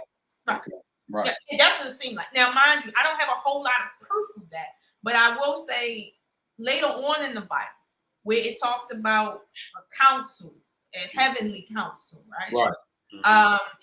And then Jesus in the Old Testament referring to, like you said, he's differentiating certain things. He's not talking about the same thing every single time he opened his mouth. Like it's not like that. And I don't know if people catching that, but my thing is this: when I get the sense inside my soul that Adam and his spouse seem to have been an experiment, and an experiment by things that wasn't all knowing. I know a lot of people would like to associate this story with, God, but I understand that in the English, we may be reading the word God in terms of the different English translations, but the story itself literally cannot be talking about God. Like this is, it just don't make any sense. I mean, but that right there, I would say, keep on that path and keep going that way where you're going, what you're doing, and just pray God will open it up to you. But you on the path which you need to know and to grow with, because most people would look at that, and which I will understand because dealing with the culture, how we was taught, blah blah blah. But yes, I would tell you to stay on that path with your thinking and just keep on building off of that. Because when we have conversations and what we don't realize, like you have a conversation with somebody and they say, oh, it's this and this, and that's because they talking about they will be talking about what you say, God. Mhm. And you talking about this one, but they talking about God that you say, no, this way this story is, this one right here. No, he's not the God that you're talking about, Mhm. but he is what you're saying. What I'm saying, this is him. But God, no, Right. that's not him. But people don't know how to separate that when they have conversation. Right. You know what Right. I'm saying? Right. Right. That comes with growth, building, asking God for understanding, Mhm. both within the Holy Spirit and things like that. That comes with it. So, Right. like when God has me now, I'm able to differentiate what you're talking about. Now, if you talking to someone back, they be like, "Nah, you something wrong with you. Something's not right." You will be getting a lot of pushback, which is completely understandable. Understandable because that's where God has them. That's how they've been raised. That's how they've been taught within the culture. That's how been, whatever. Mhm. So I completely understand that. But the where you're going and where you're at, I would suggest that you stay there and keep building off of that. But I would tell you this: if you ever have another debate, you debate or whatever, it's going to go. You have to expect it's going to go. Yeah. It's gonna go left. Right. You Yeah. can say it. You can say it. It's gonna go way left. But well, you know what? At some point, right, when I tell you the moment where I felt like it was a legitimate understanding, right? Even if I didn't understand all of it, is when I read the story, or reread the story of when Jesus was speaking about his father, right? To I think it was the Pharisees or somebody, and he was referring to a story from the Old Testament, and he Uh-huh. said, Jesus said to the people, he said, or whoever he was talking to, he said, when a child asks, what kind of father feeds his child snakes when he's hungry, when his child is hungry? What kind of father does that? Mhm. Right? Then he goes on to basically say, not my father. Right? Now, mind you, people didn't catch what he was throwing down. What he was saying, what he was referring to was in the Old Testament where the children of Israel, there's a story about the children of Israel Mhm. being in the desert and they were hungry Mhm. and they were asking for food and they were given snakes to eat for food. Now, obviously, they were given snakes to eat because they were so hungry that a few of them was like, is this real? Like, I mean, like we out here get ready to die. Some of us already died. My daughter died yesterday. What's going on? You said have faith. What's going on? So they were losing faith, which is kind of normal when you're in a struggle for life or death. Okay. And then God comes and says, you know what? Since y'all doubted me, even though half y'all that did, here's some snakes to eat. Now, mind you, people do eat snakes, okay? And that is technically food. Never mind that though. But when Jesus said, what kind of father feed his son snakes? Not mine. What he basically was saying, look, don't associate who you thought that was in that story with who I'm talking about right now. Don't do that. And I think the reason why that was so glossed over is because if you really think about what he's really trying to say, is he didn't say that didn't happen. Peep game. He said that's not who I'm talking. You said Jesus said, say it again, because I didn't get that. You said Jesus said what? Jesus never said the story didn't happen. He Uh-huh. never said that. He But only he said not my. He said it's not my father. yes, he said not my fault. Where's that at? Show me that. You can If you you reference that? hold on, let me bring it up because he was talking to someone in the New Testament, and he was referring to the The Old story Testament. of the Old Testament.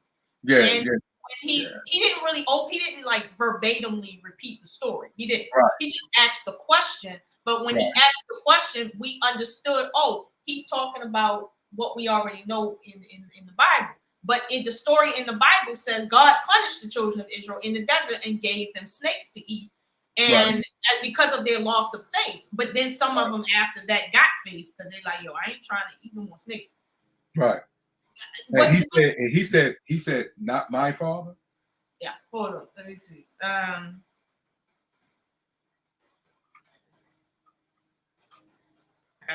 got a key word that joint.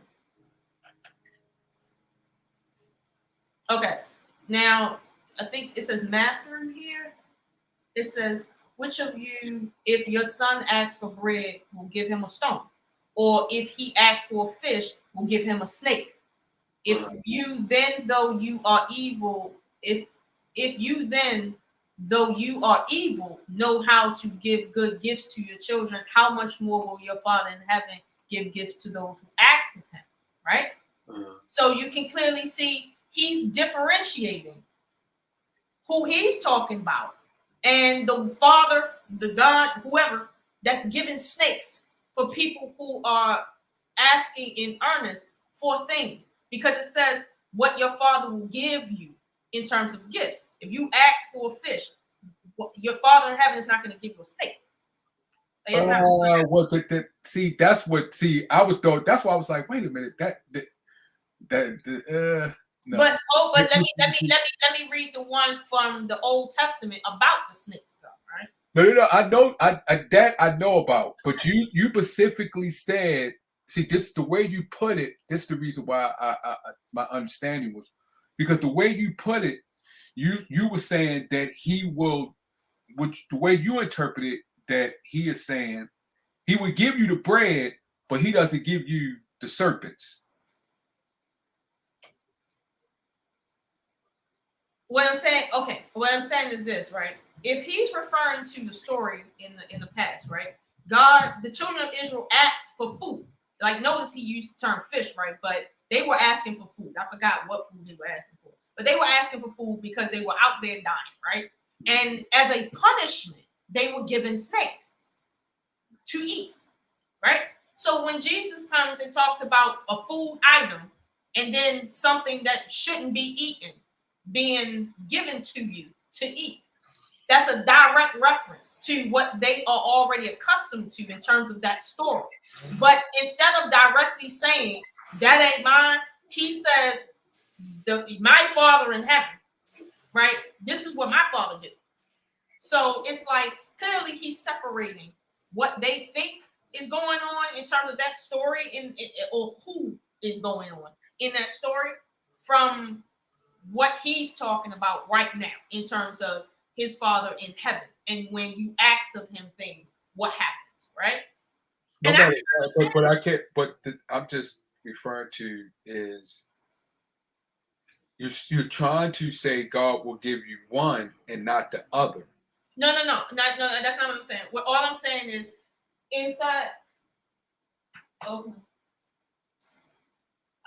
hold on. That's what I said. Hold on.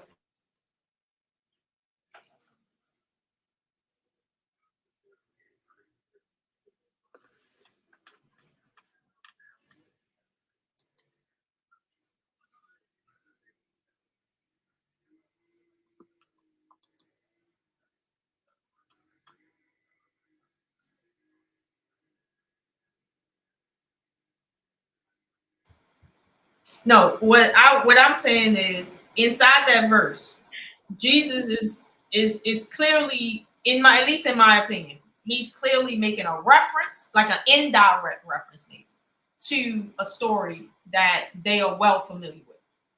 Well, he is making a reference. You can look at it indirectly or not, but it still goes back to our original thing when we just got finished talking. Mm-hmm.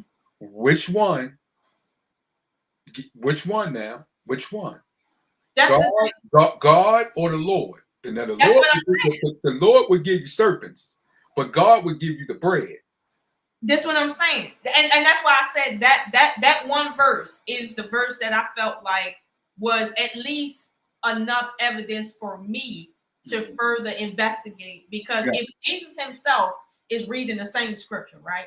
And he's saying there's a difference between this Lord and God, or who sent me, or whatever the case may be, right? He's differentiating physically, like physiologically, there's a difference. And then I read inside of the Old Testament where, God is did it say God is a jealous God, or what is it? God can't be jealous like that. I don't understand God being jealous like that. People need to further research that. but there's clearly something going on up You there. can't understand. So you saying you would be? You can't understand. You get jealous. Don't you get jealous of someone? You But know. see, I'm not Jesus' father though. Like I'm not But operating with Jesus, but the Spirit is in you. For you to be jealous, we made in His image. For us to be jealous, we're using the gift of the Spirit, which is in us, to be jealous. Well, here's the thing. I do feel that okay. First of all, jealousy exists because that you have to be able to sense absence, right, or lack, Right. Right. to be jealous, right? Right. God, the entity that created all things, doesn't lack anything. It is the source of all things. It doesn't lack anything for it to quote feel. Okay, like That's what you did. but wait. Inside of the garden, it Mhm. says we made man in our image, and clearly, Right. whoever we is, they got a Right. jealous streak going on. So, Exactly. so this is what I'm saying. Just like Jesus, I'm gonna differentiate that spirit that I got it passed down from somebody. Exactly. But I don't think that the creator of all that exists, the God that Jesus is talking about, is an entity that You talking about possibly be jealous. okay? Then you're talking about two different things Right, again. two different things. So you're talking about that. You talking about two different things. Right. So that's what you got to. That's what you have to get into. We on two because you saying the one that's not jealous, who created all things and is all things. He is not, but the one that was a part of creating, that also creating, he is, because what is he feeling is this person is giving it to someone else instead of me. Right. So that's a feeling within that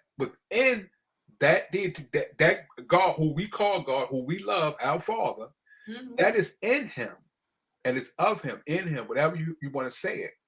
But the one that you're talking about, that's something different. But people is not going to see it that way. I'm just letting you know that now. Right.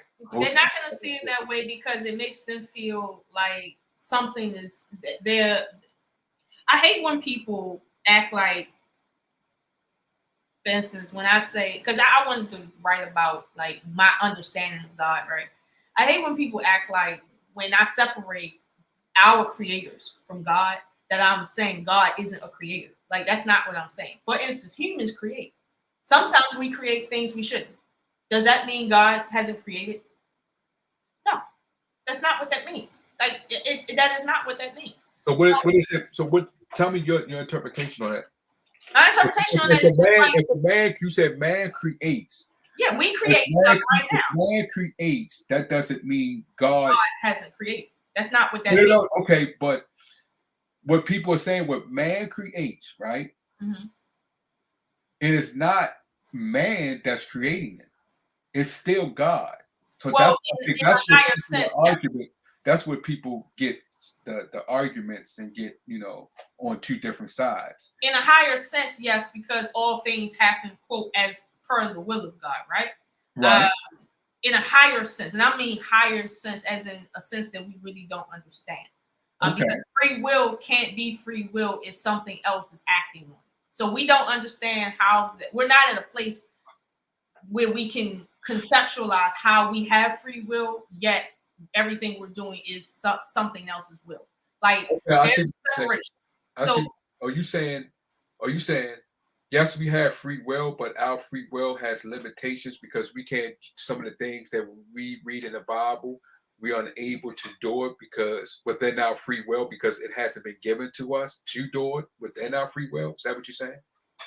I guess I would more so say not so much given to us, right? But there's certain things that can't happen per us under free will if God's will is forcing us to do a thing, right? Like in a sense, I'm using the word force, forcing us to do something. So free, because the word free means nothing else is acting on it, right? So free will means that all this is all you.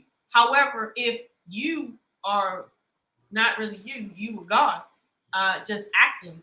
Now the conversation now has to switch to something else, which isn't the topic here, but it has to switch to something else. And right now, what I'm saying is this: based on the biblical narrative, right? People are afraid, literally afraid, to accept the fact that maybe we were engineered, and maybe God, it was God's will for these beings to engineer us. But what I see in that story is these fallible engineers, engineered beings that were highly spiritual, highly intuitive. Meaning this, those beings, according to the biblical narrative, those beings didn't train mankind in as far as spirituality and connection to the higher source. That's not what they did. However, the experiment was to understand our understanding, and once they did that, now the experiment had to stop because they just wanted to know essentially how far does the rabbit hole go. So they put mankind on Earth almost as a prison, and it's like you took them from Earth, you did this experiment, and then put them back on Earth as a punishment, as in like this is a prison. And what we read in the, later on in the narrative is Eve making a reference to her spiritual relationship with the Creator, not with them. You understand? So she can't just be an animal-like creature that's just out here, just and that's not it. She's not a cave woman, nothing like that. Just out here, that's not what it is. She was a highly intelligent creature. So when people say the first human beings were these animal-like creatures, that doesn't make any sense based on our own biology. So, I feel like it doesn't negate God. Nothing that I'm saying negates God and God's will acting on this. Just like we created like genetically modified dogs that wasn't here 6,000 years ago. It's the same thing. We have the ability to create human beings the way we want them right now. Without wombs, sometimes without even sperm. That's what they're trying to get to now. We have the capability of doing that, and we're not even really we ain't even been here long, for real, even by our own standards. So, but the capability that we have comes from God because God is in us. I get that, but that's on a higher level, like an extremely higher level in terms of God permeating all of reality. We're trying to understand because the Bible essentially is saying this is how human beings started, right? But it's this idea that our origins comes from the source itself. When in some level, yes, but in another level, let's be honest, the answer is no. We descend from a group of beings that made us in their image and likeness, not sameness, but likeness, meaning we're similar to them. We're not like them. We're similar to them. But if we were to partake in certain things, whatever those things are, we would be like them in terms of our immortality, but we're not. And I forgot what verse it says. It talks about you will die like men. Something like you will die like men in reference to the lifespan of human beings. And then the Bible specifically says that the human lifespan was shortened to 120 years. Now, that is the first instance in the Bible where it makes a reference to something specific that when we look under the petri dish, we find exactly what that is. 120 years exactly. And that right there is a high improbability for the Bible to mention that. And then we find in our telomeres, we have exactly that many for 120-year lifespan. Like, seriously. Like we were engineered to live shorter, which means we would have lived longer. Now, my thing is this, the book says we didn't eat of the tree of life. So how long would our lifespans would have been on Earth if our lifespans wasn't shortened to 120 years after?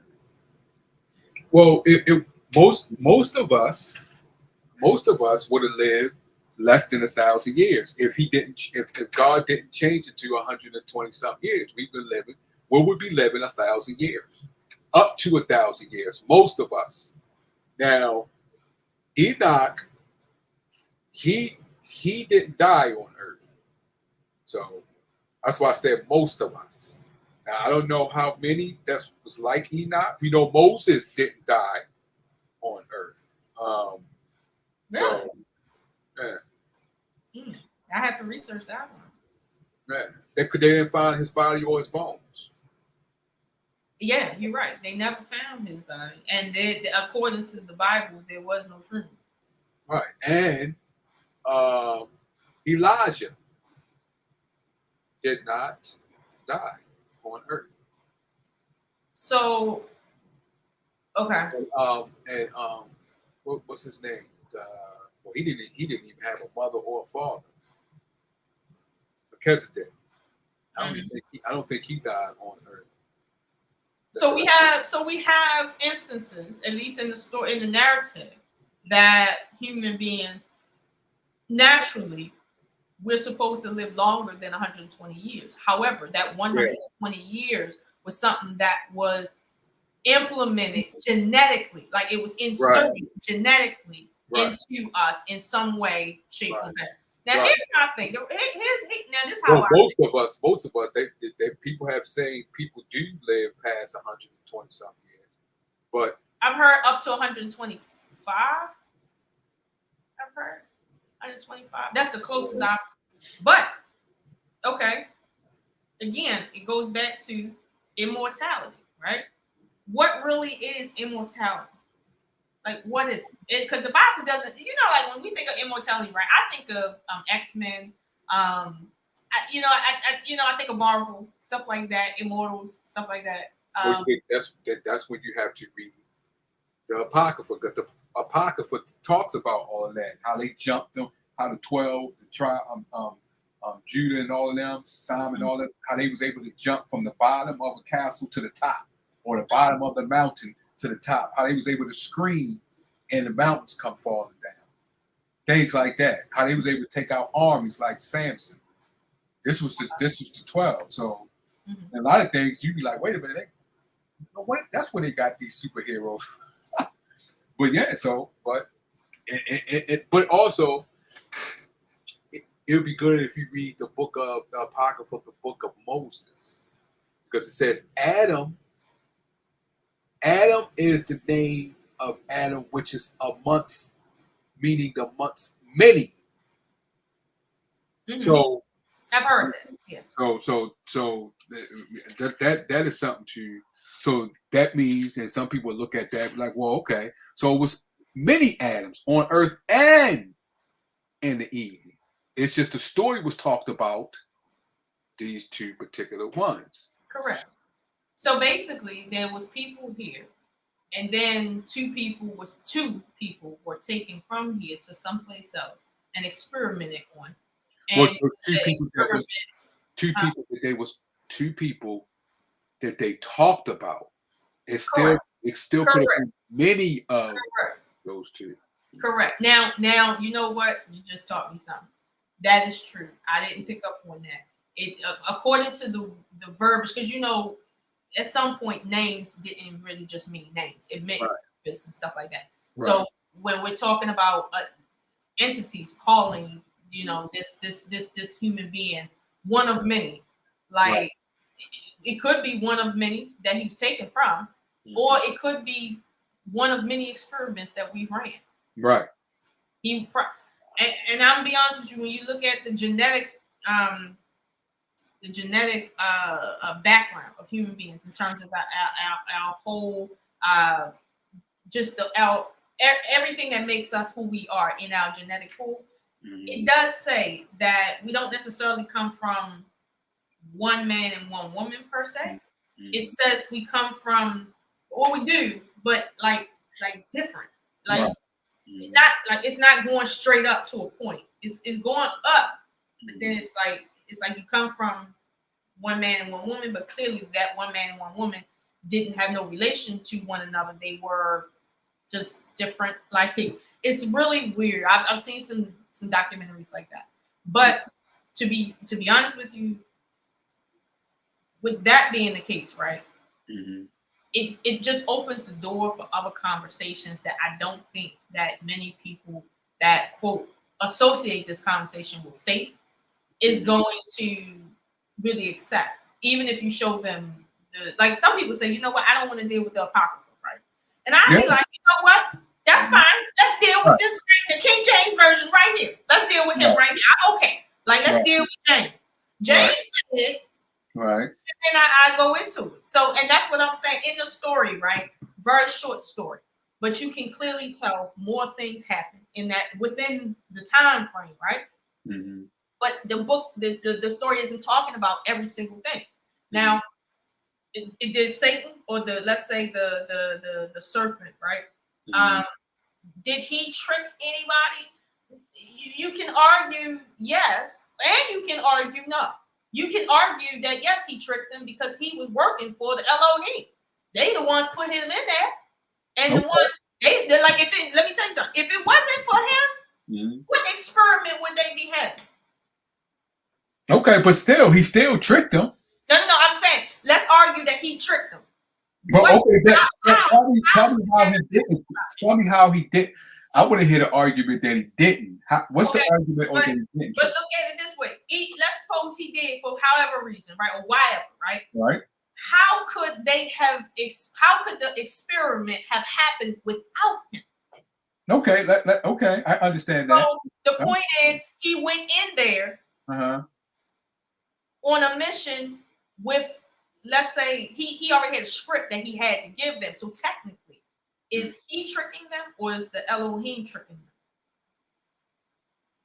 Okay, so let me ask. Okay, so are you saying when people would ask when a kid, if you're not you, if the president of the United States, right, he's the president, and the leader of the CIA do something, break the law, should the president go to jail?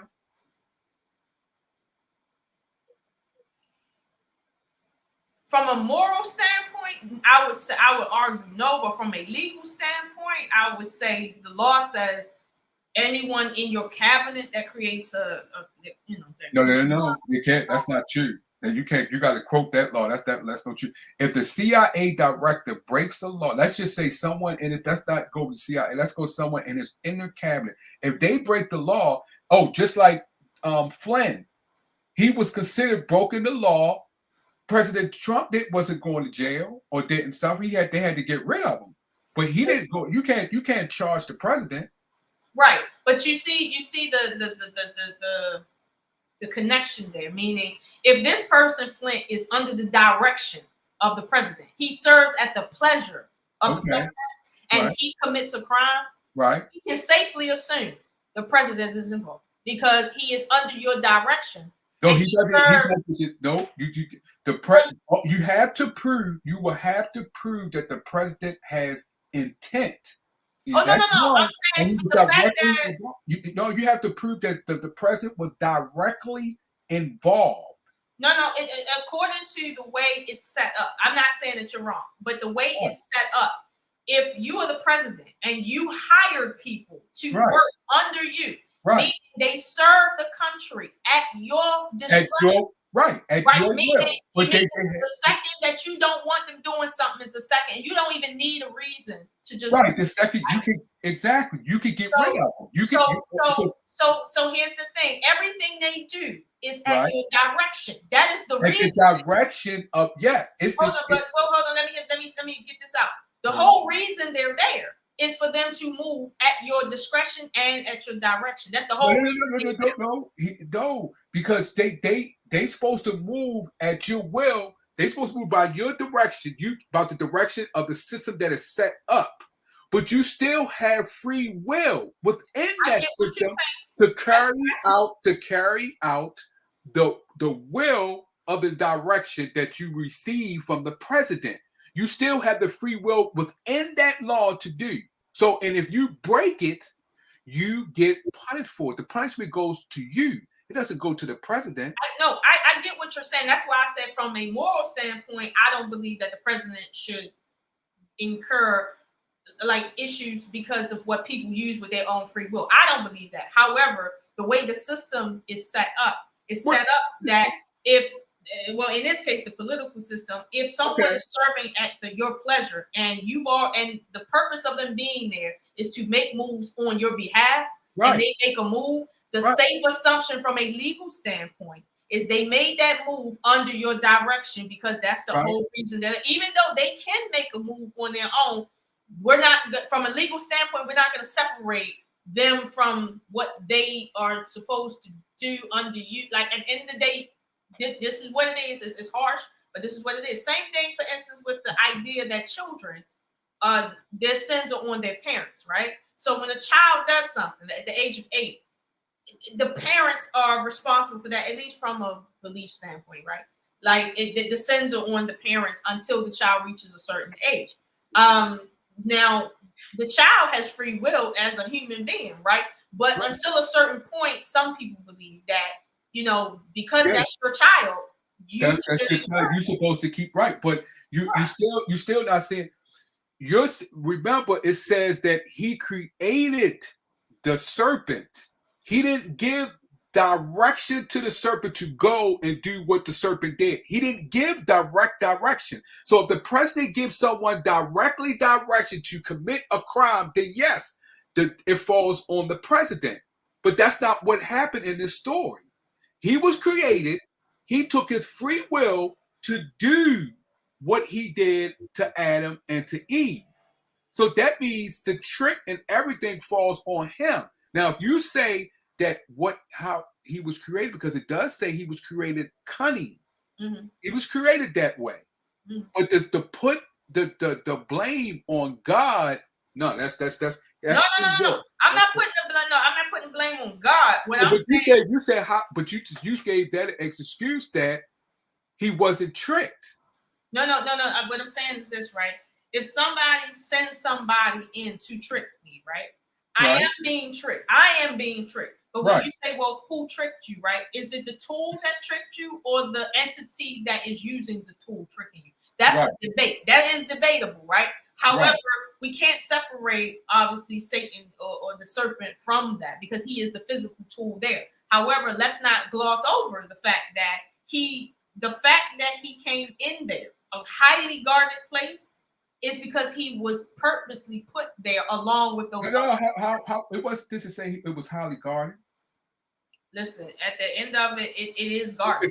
No. You can't add. You adding. If you add to it, then yes, your argument is your argument. You win the argument. But it wasn't. It doesn't say anything about highly guarded. What I'm saying is you still try to put it on. No, you still trying to put it on God. If God created him, right? The trick still stands.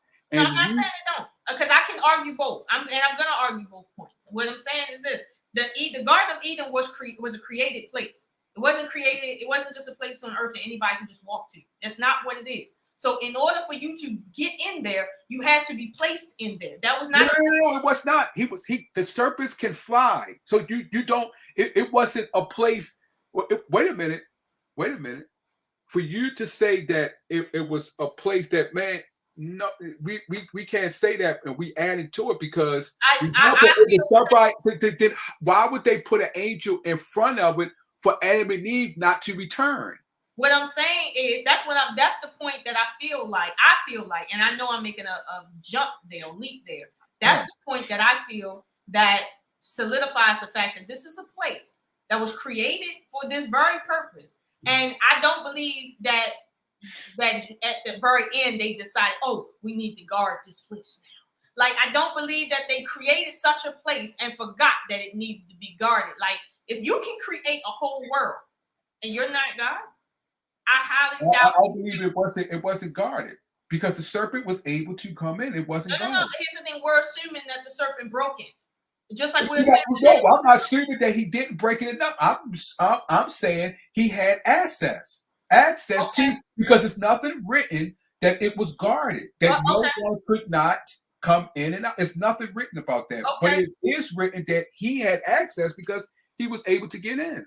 Okay, here's the thing. He was, let's say he was granted access, right? Who granted him access? What you mean when you say granted access? Okay, let's go with that. He was granted access from the beginning of his creation.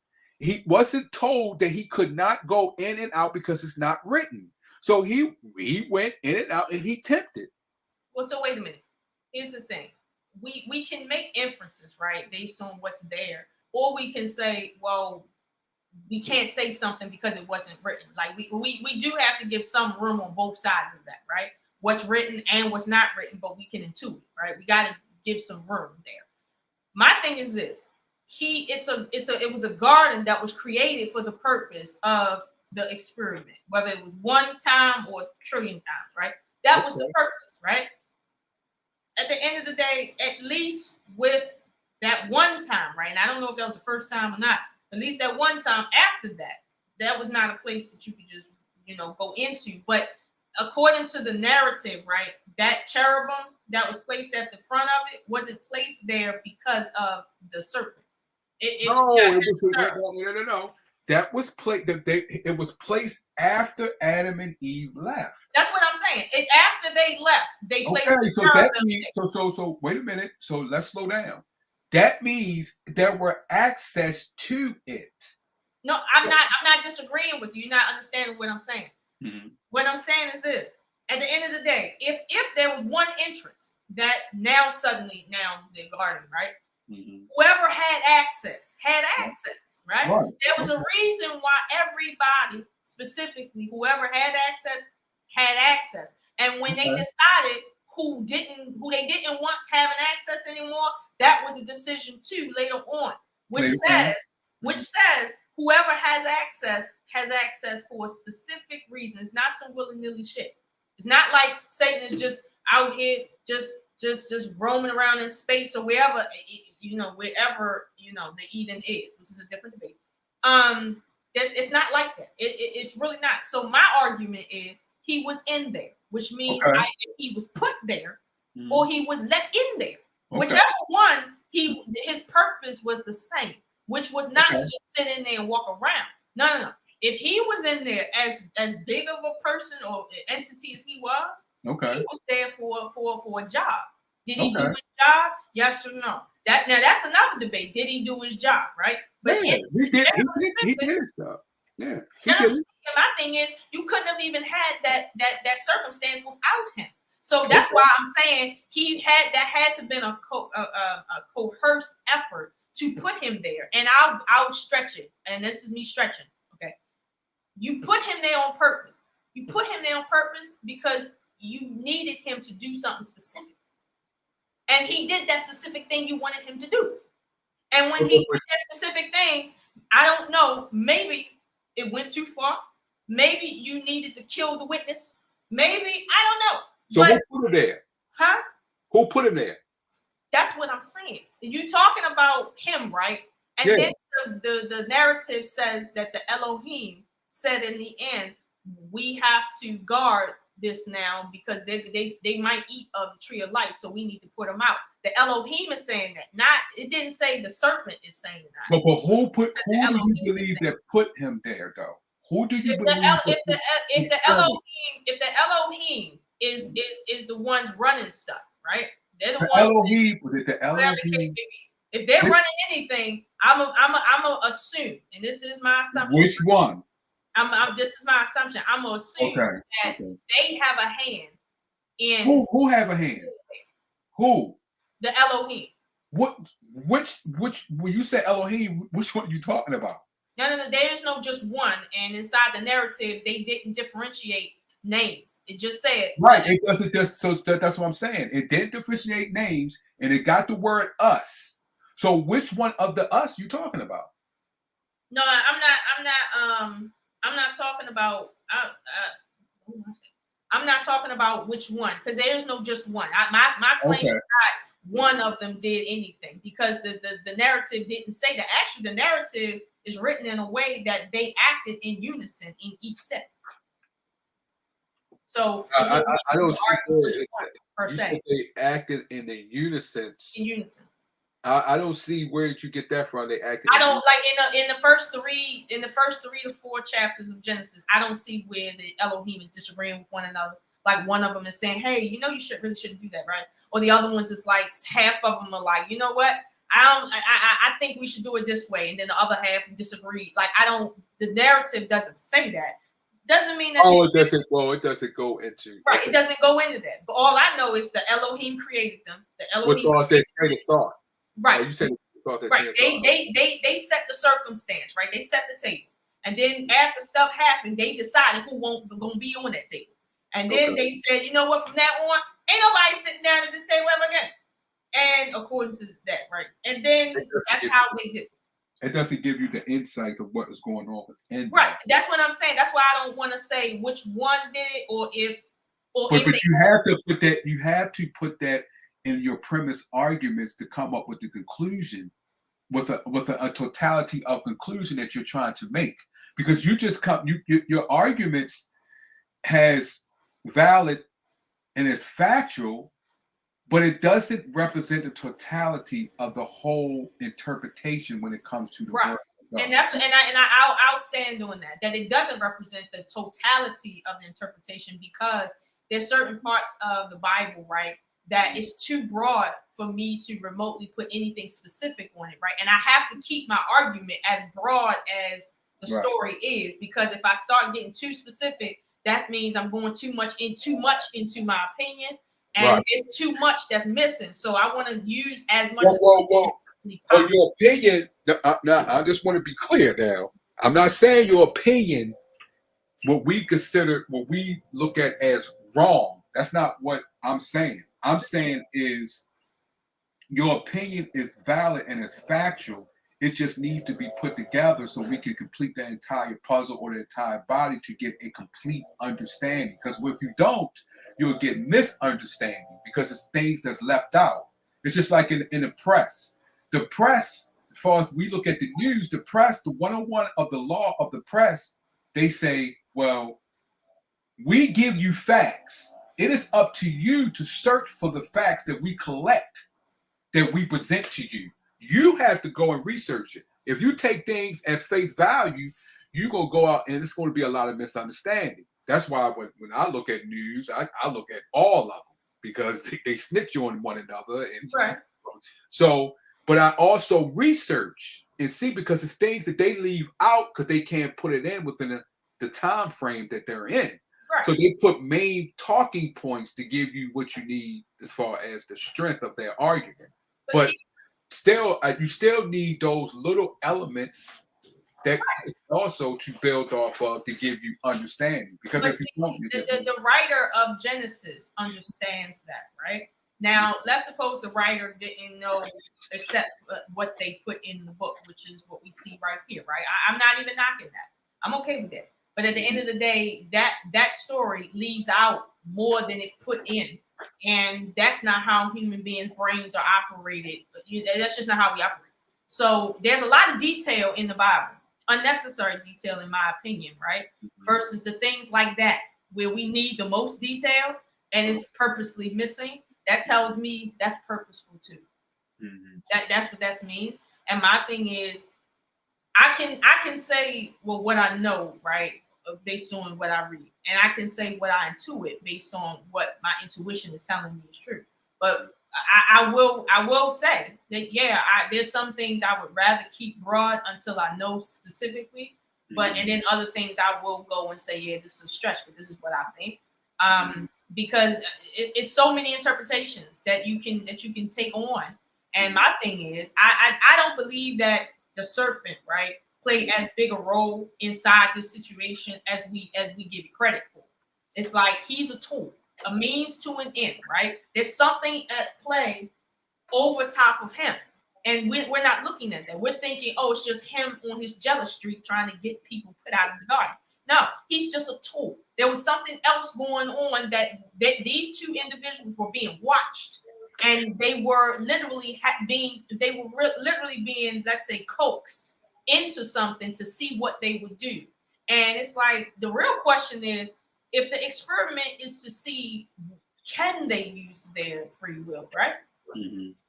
That kind of lends to at least to the statement that we may have not been always what we are. If the experiment is to see, can they use what we've given them in terms of free will? That's a whole nother level of existence right there.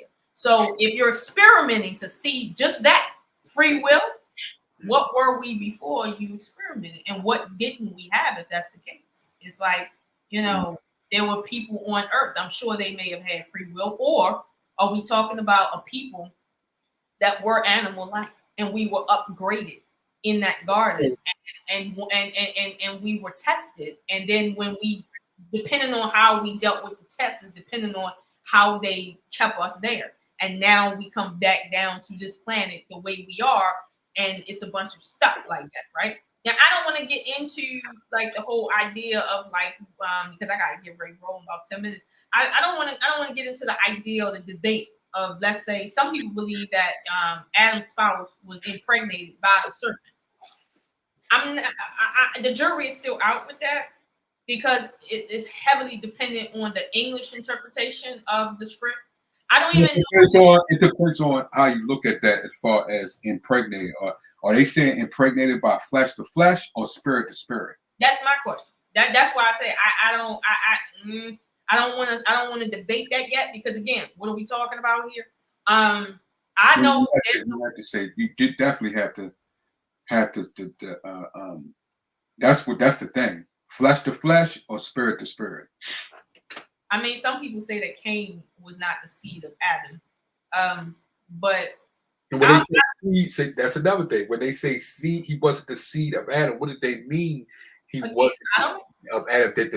Are they talking sperm or are they talking sperm? Right. Yeah, are we talking? What are we talking about? Right. But see, that's why I can't do that. I can't do that debate because it's just too broad. And I personally feel like this book has been purposely made broad like that so that we don't understand the details. Because if we did understand the details, and let's suppose understanding the details means that we understand that we can change our lifespans, right? What if understanding the detail means that no. We can correct who we are in terms of our genetics. We can. Like, what if that means that, you know, we can go back to another place off planet and live as long as we want to live? You see what I'm saying? What does that like knowing the details of our beginnings, our origins? What does that mean? So that's what I'm saying when I say, you know, was Eve deceived, right? Mm-hmm. Let's suppose she the serpent didn't trick her, right? And he was really trying to help them. Mm-hmm. In this instance, what he's saying to them is, listen, let's just assume he's in there. Let's say he broke in, right? And he's trying to help them out. Mm-hmm. He basically saying, listen, these people are running an experiment on you. And they want to see if you're going to use your free will. Now, if you use your free will, you're going to gain knowledge. That's true. But you're not going to be able to gain knowledge and stay here. And you can stay here if you want.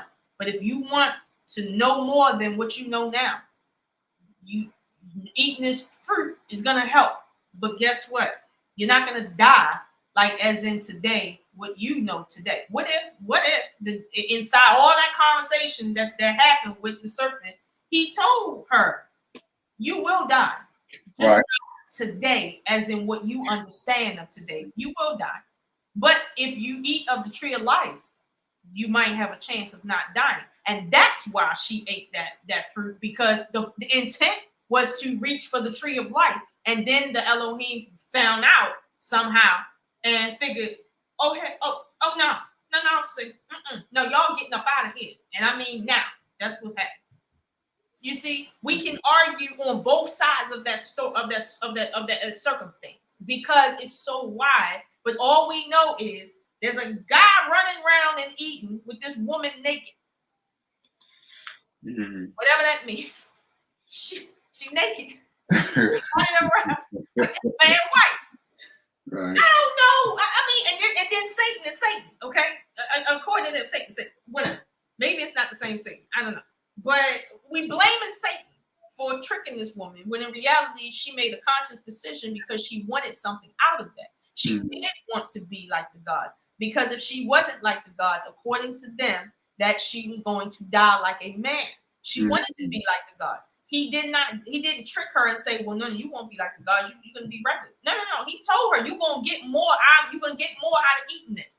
And when and the Bible does say she understood that she gained wisdom as a result and then ate of the tree. So my thing is, it's like, no.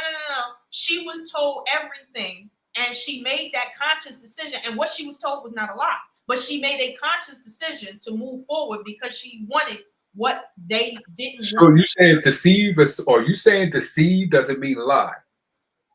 No, she wasn't lied to or deceived. No, Wait a minute.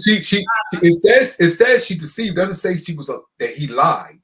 Well, let's say deceived. It says he deceived. So, because some people believe deceived. And matter of fact, last time we talked, you said deceived is the same as a lie. I do believe that. Yes. Oh, so I do believe that.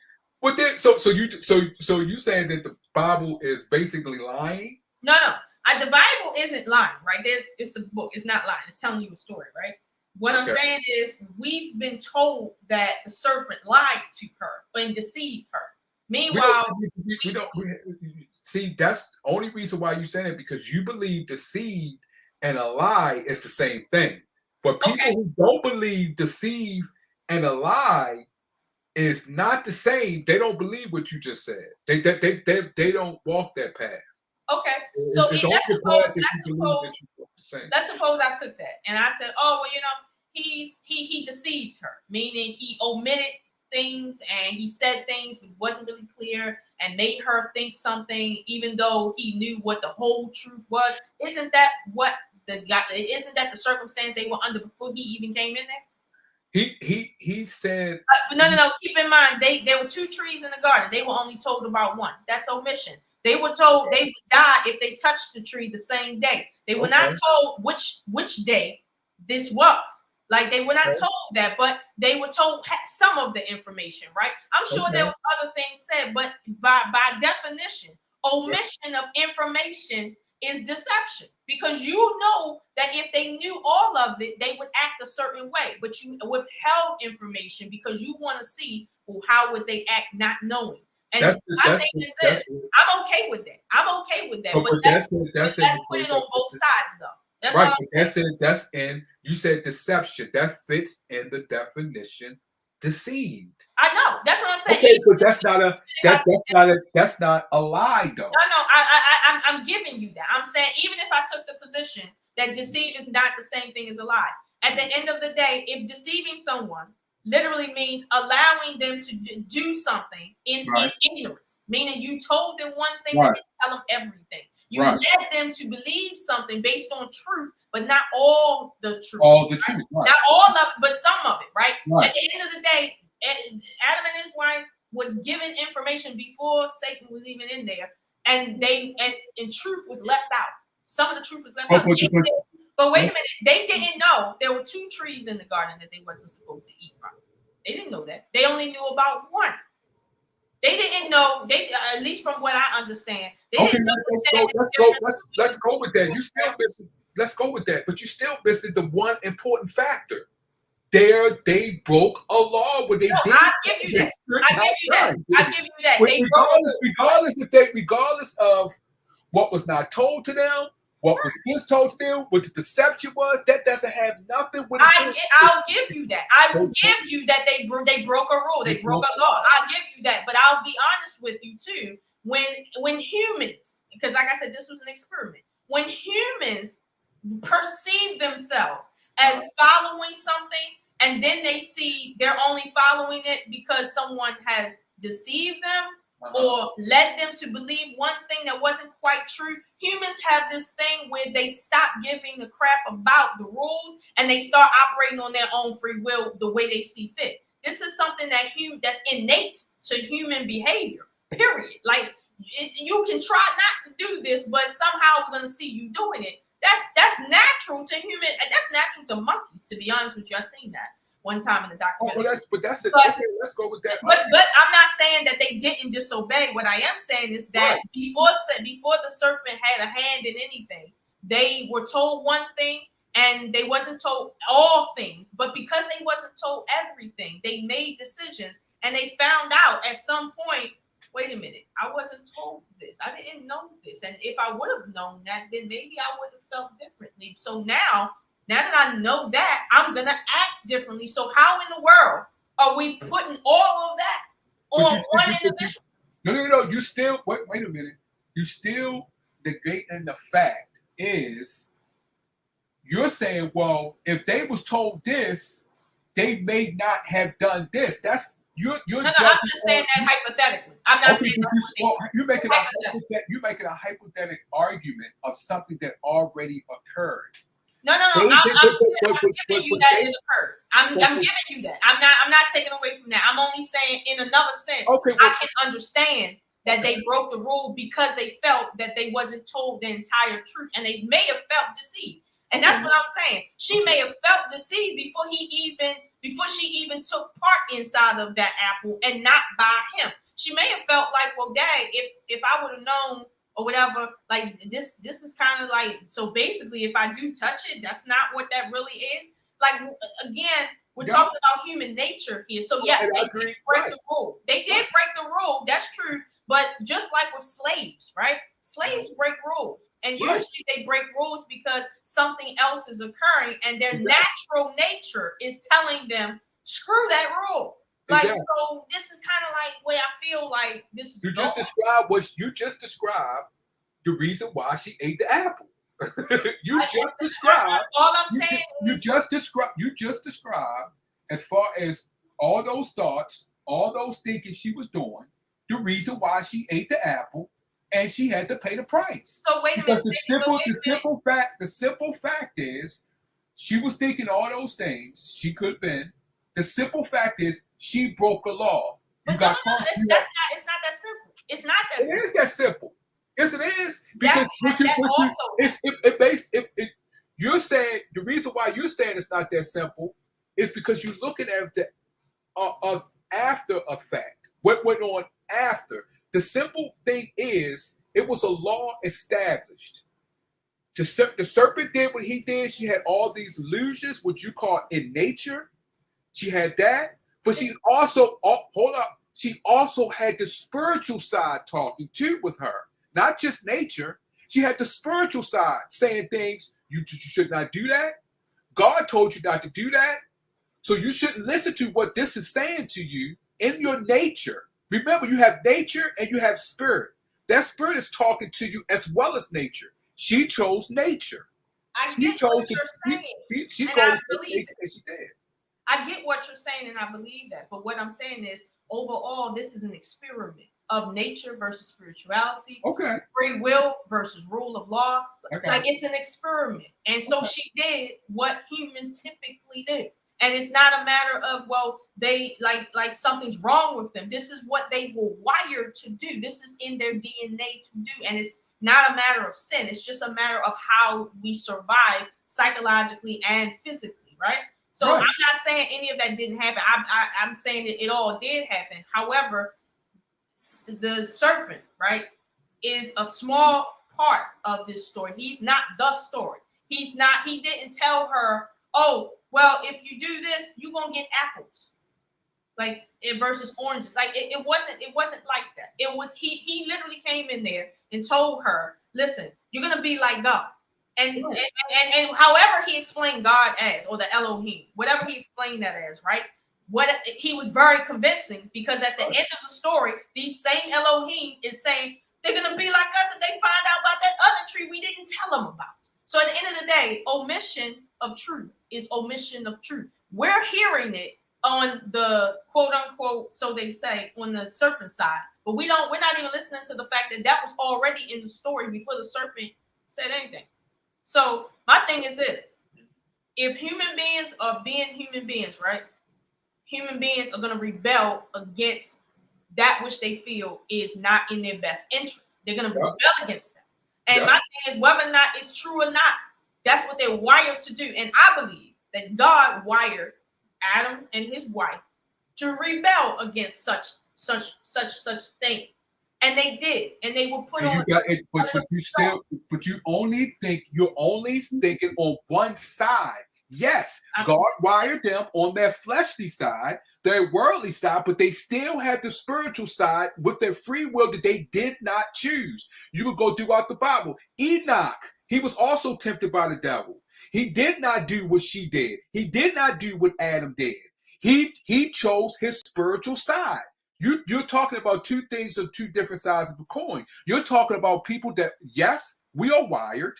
Yes, they was wired, flesh, spiritually of the world, but they still was wired by the spirit. The spirit But did was God tell them not to eat of the tree? God told them not to eat of the tree. He God made a didn't law. He God made a didn't- law. Who told him not to eat of the tree? God did not tell them that, because God is not. Who told? Oh, I'm talking about the one who was. The Bible says the Wait a minute, you're talking about something different. I'm talking about the Lord God that was in charge of the garden. Listen to what I'm saying. You're saying the Lord that was in charge of the garden. Yes. That right there doesn't necessarily mean, and I'm gonna say necessarily just to be on the safe side. That doesn't necessarily mean the God of creation. It's not what that is. But hold up. If he has authority, you can say you're going into another thing. You're separating it. I can't go against. I'm talking about the garden, the God right there. I'm not disagreeing with you. Okay, so I got to get ready to shut the stream down in about a minute. So I'm not disagreeing with you on any points. What I'm saying is, in the book, okay, it says the Elohim, right? In the book, it says the Elohim said that they are like us. We don't want them to reach for the tree of life and live forever. That's what the book says. So my thing is, I agree with you. They had authority in the place that they created, I guess. Right. I'm sure that they had enough authority to put somebody out, because it says they put them out. Exactly. So I'm agreeing with that. All I'm saying is I'm differentiating the Elohim from the God that we say. But that's another argument. Right. That's a different argument. That's another argument. That's another argument, but that's what I'm saying in this story. And this is why this is my basis. I don't believe that what we're talking about is what everybody seems to be in agreement with in terms of God and quote unquote the devil. Like I don't believe that's what we're talking about. And that's not the only thing at play here, which is why the story stays an enigma, because it's like all this is just weird because it doesn't make any sense. It doesn't add up. But when you take out the God element and you say these are some beings that created a place for human beings and wanted to experiment, and they did that experiment and it went wrong, and then they aborted the experiment, it seems to make a little bit more sense than to say God was afraid that they were going to do something. That don't make sense to God. God is the one that told them half truths. God don't tell no half truths. So no, I can't say God told them one thing and left out the other part because it wanted to see how it was going to get God. Well, it depends on when you're saying half truth. When you're saying half truth, we talking about, you got to go back as far as the gifts. We all created. We are humans. We all have different functions. I'm not. Everybody doesn't. Hold up. Everybody doesn't have. Some people have the same functions. Some people do not. Some people are tall. Some people are small. Some people have the gift of genius. Some people do not. So what you're talking about different gifts that these Elohims have. And then when they give their gifts, because you get gifts from your mother and your father. So when they give gifts, one is going to have this and one is going to have that. So hold on, Fawn. Let me end the stream real quick because I got to get ready to do something. Listen, we will be back at this at a different time. You guys know where you can find me. For all you guys that are watching the restream, please follow Von Eric on Facebook. Please follow me on Facebook as well. You can catch us, on different streams, different medias. Just find us inside of the comment section there, a pin to the comment section. And I'm going to see you guys next time. I'm not going to hold on, but me and Vaughn, we be going at it. But we will end this right now, and I will bid you all a good night. I'll talk to Vaughn. Vaughn, hold on for a second, okay? Thank you, everyone, for tuning in, and see you next time. Bye-bye.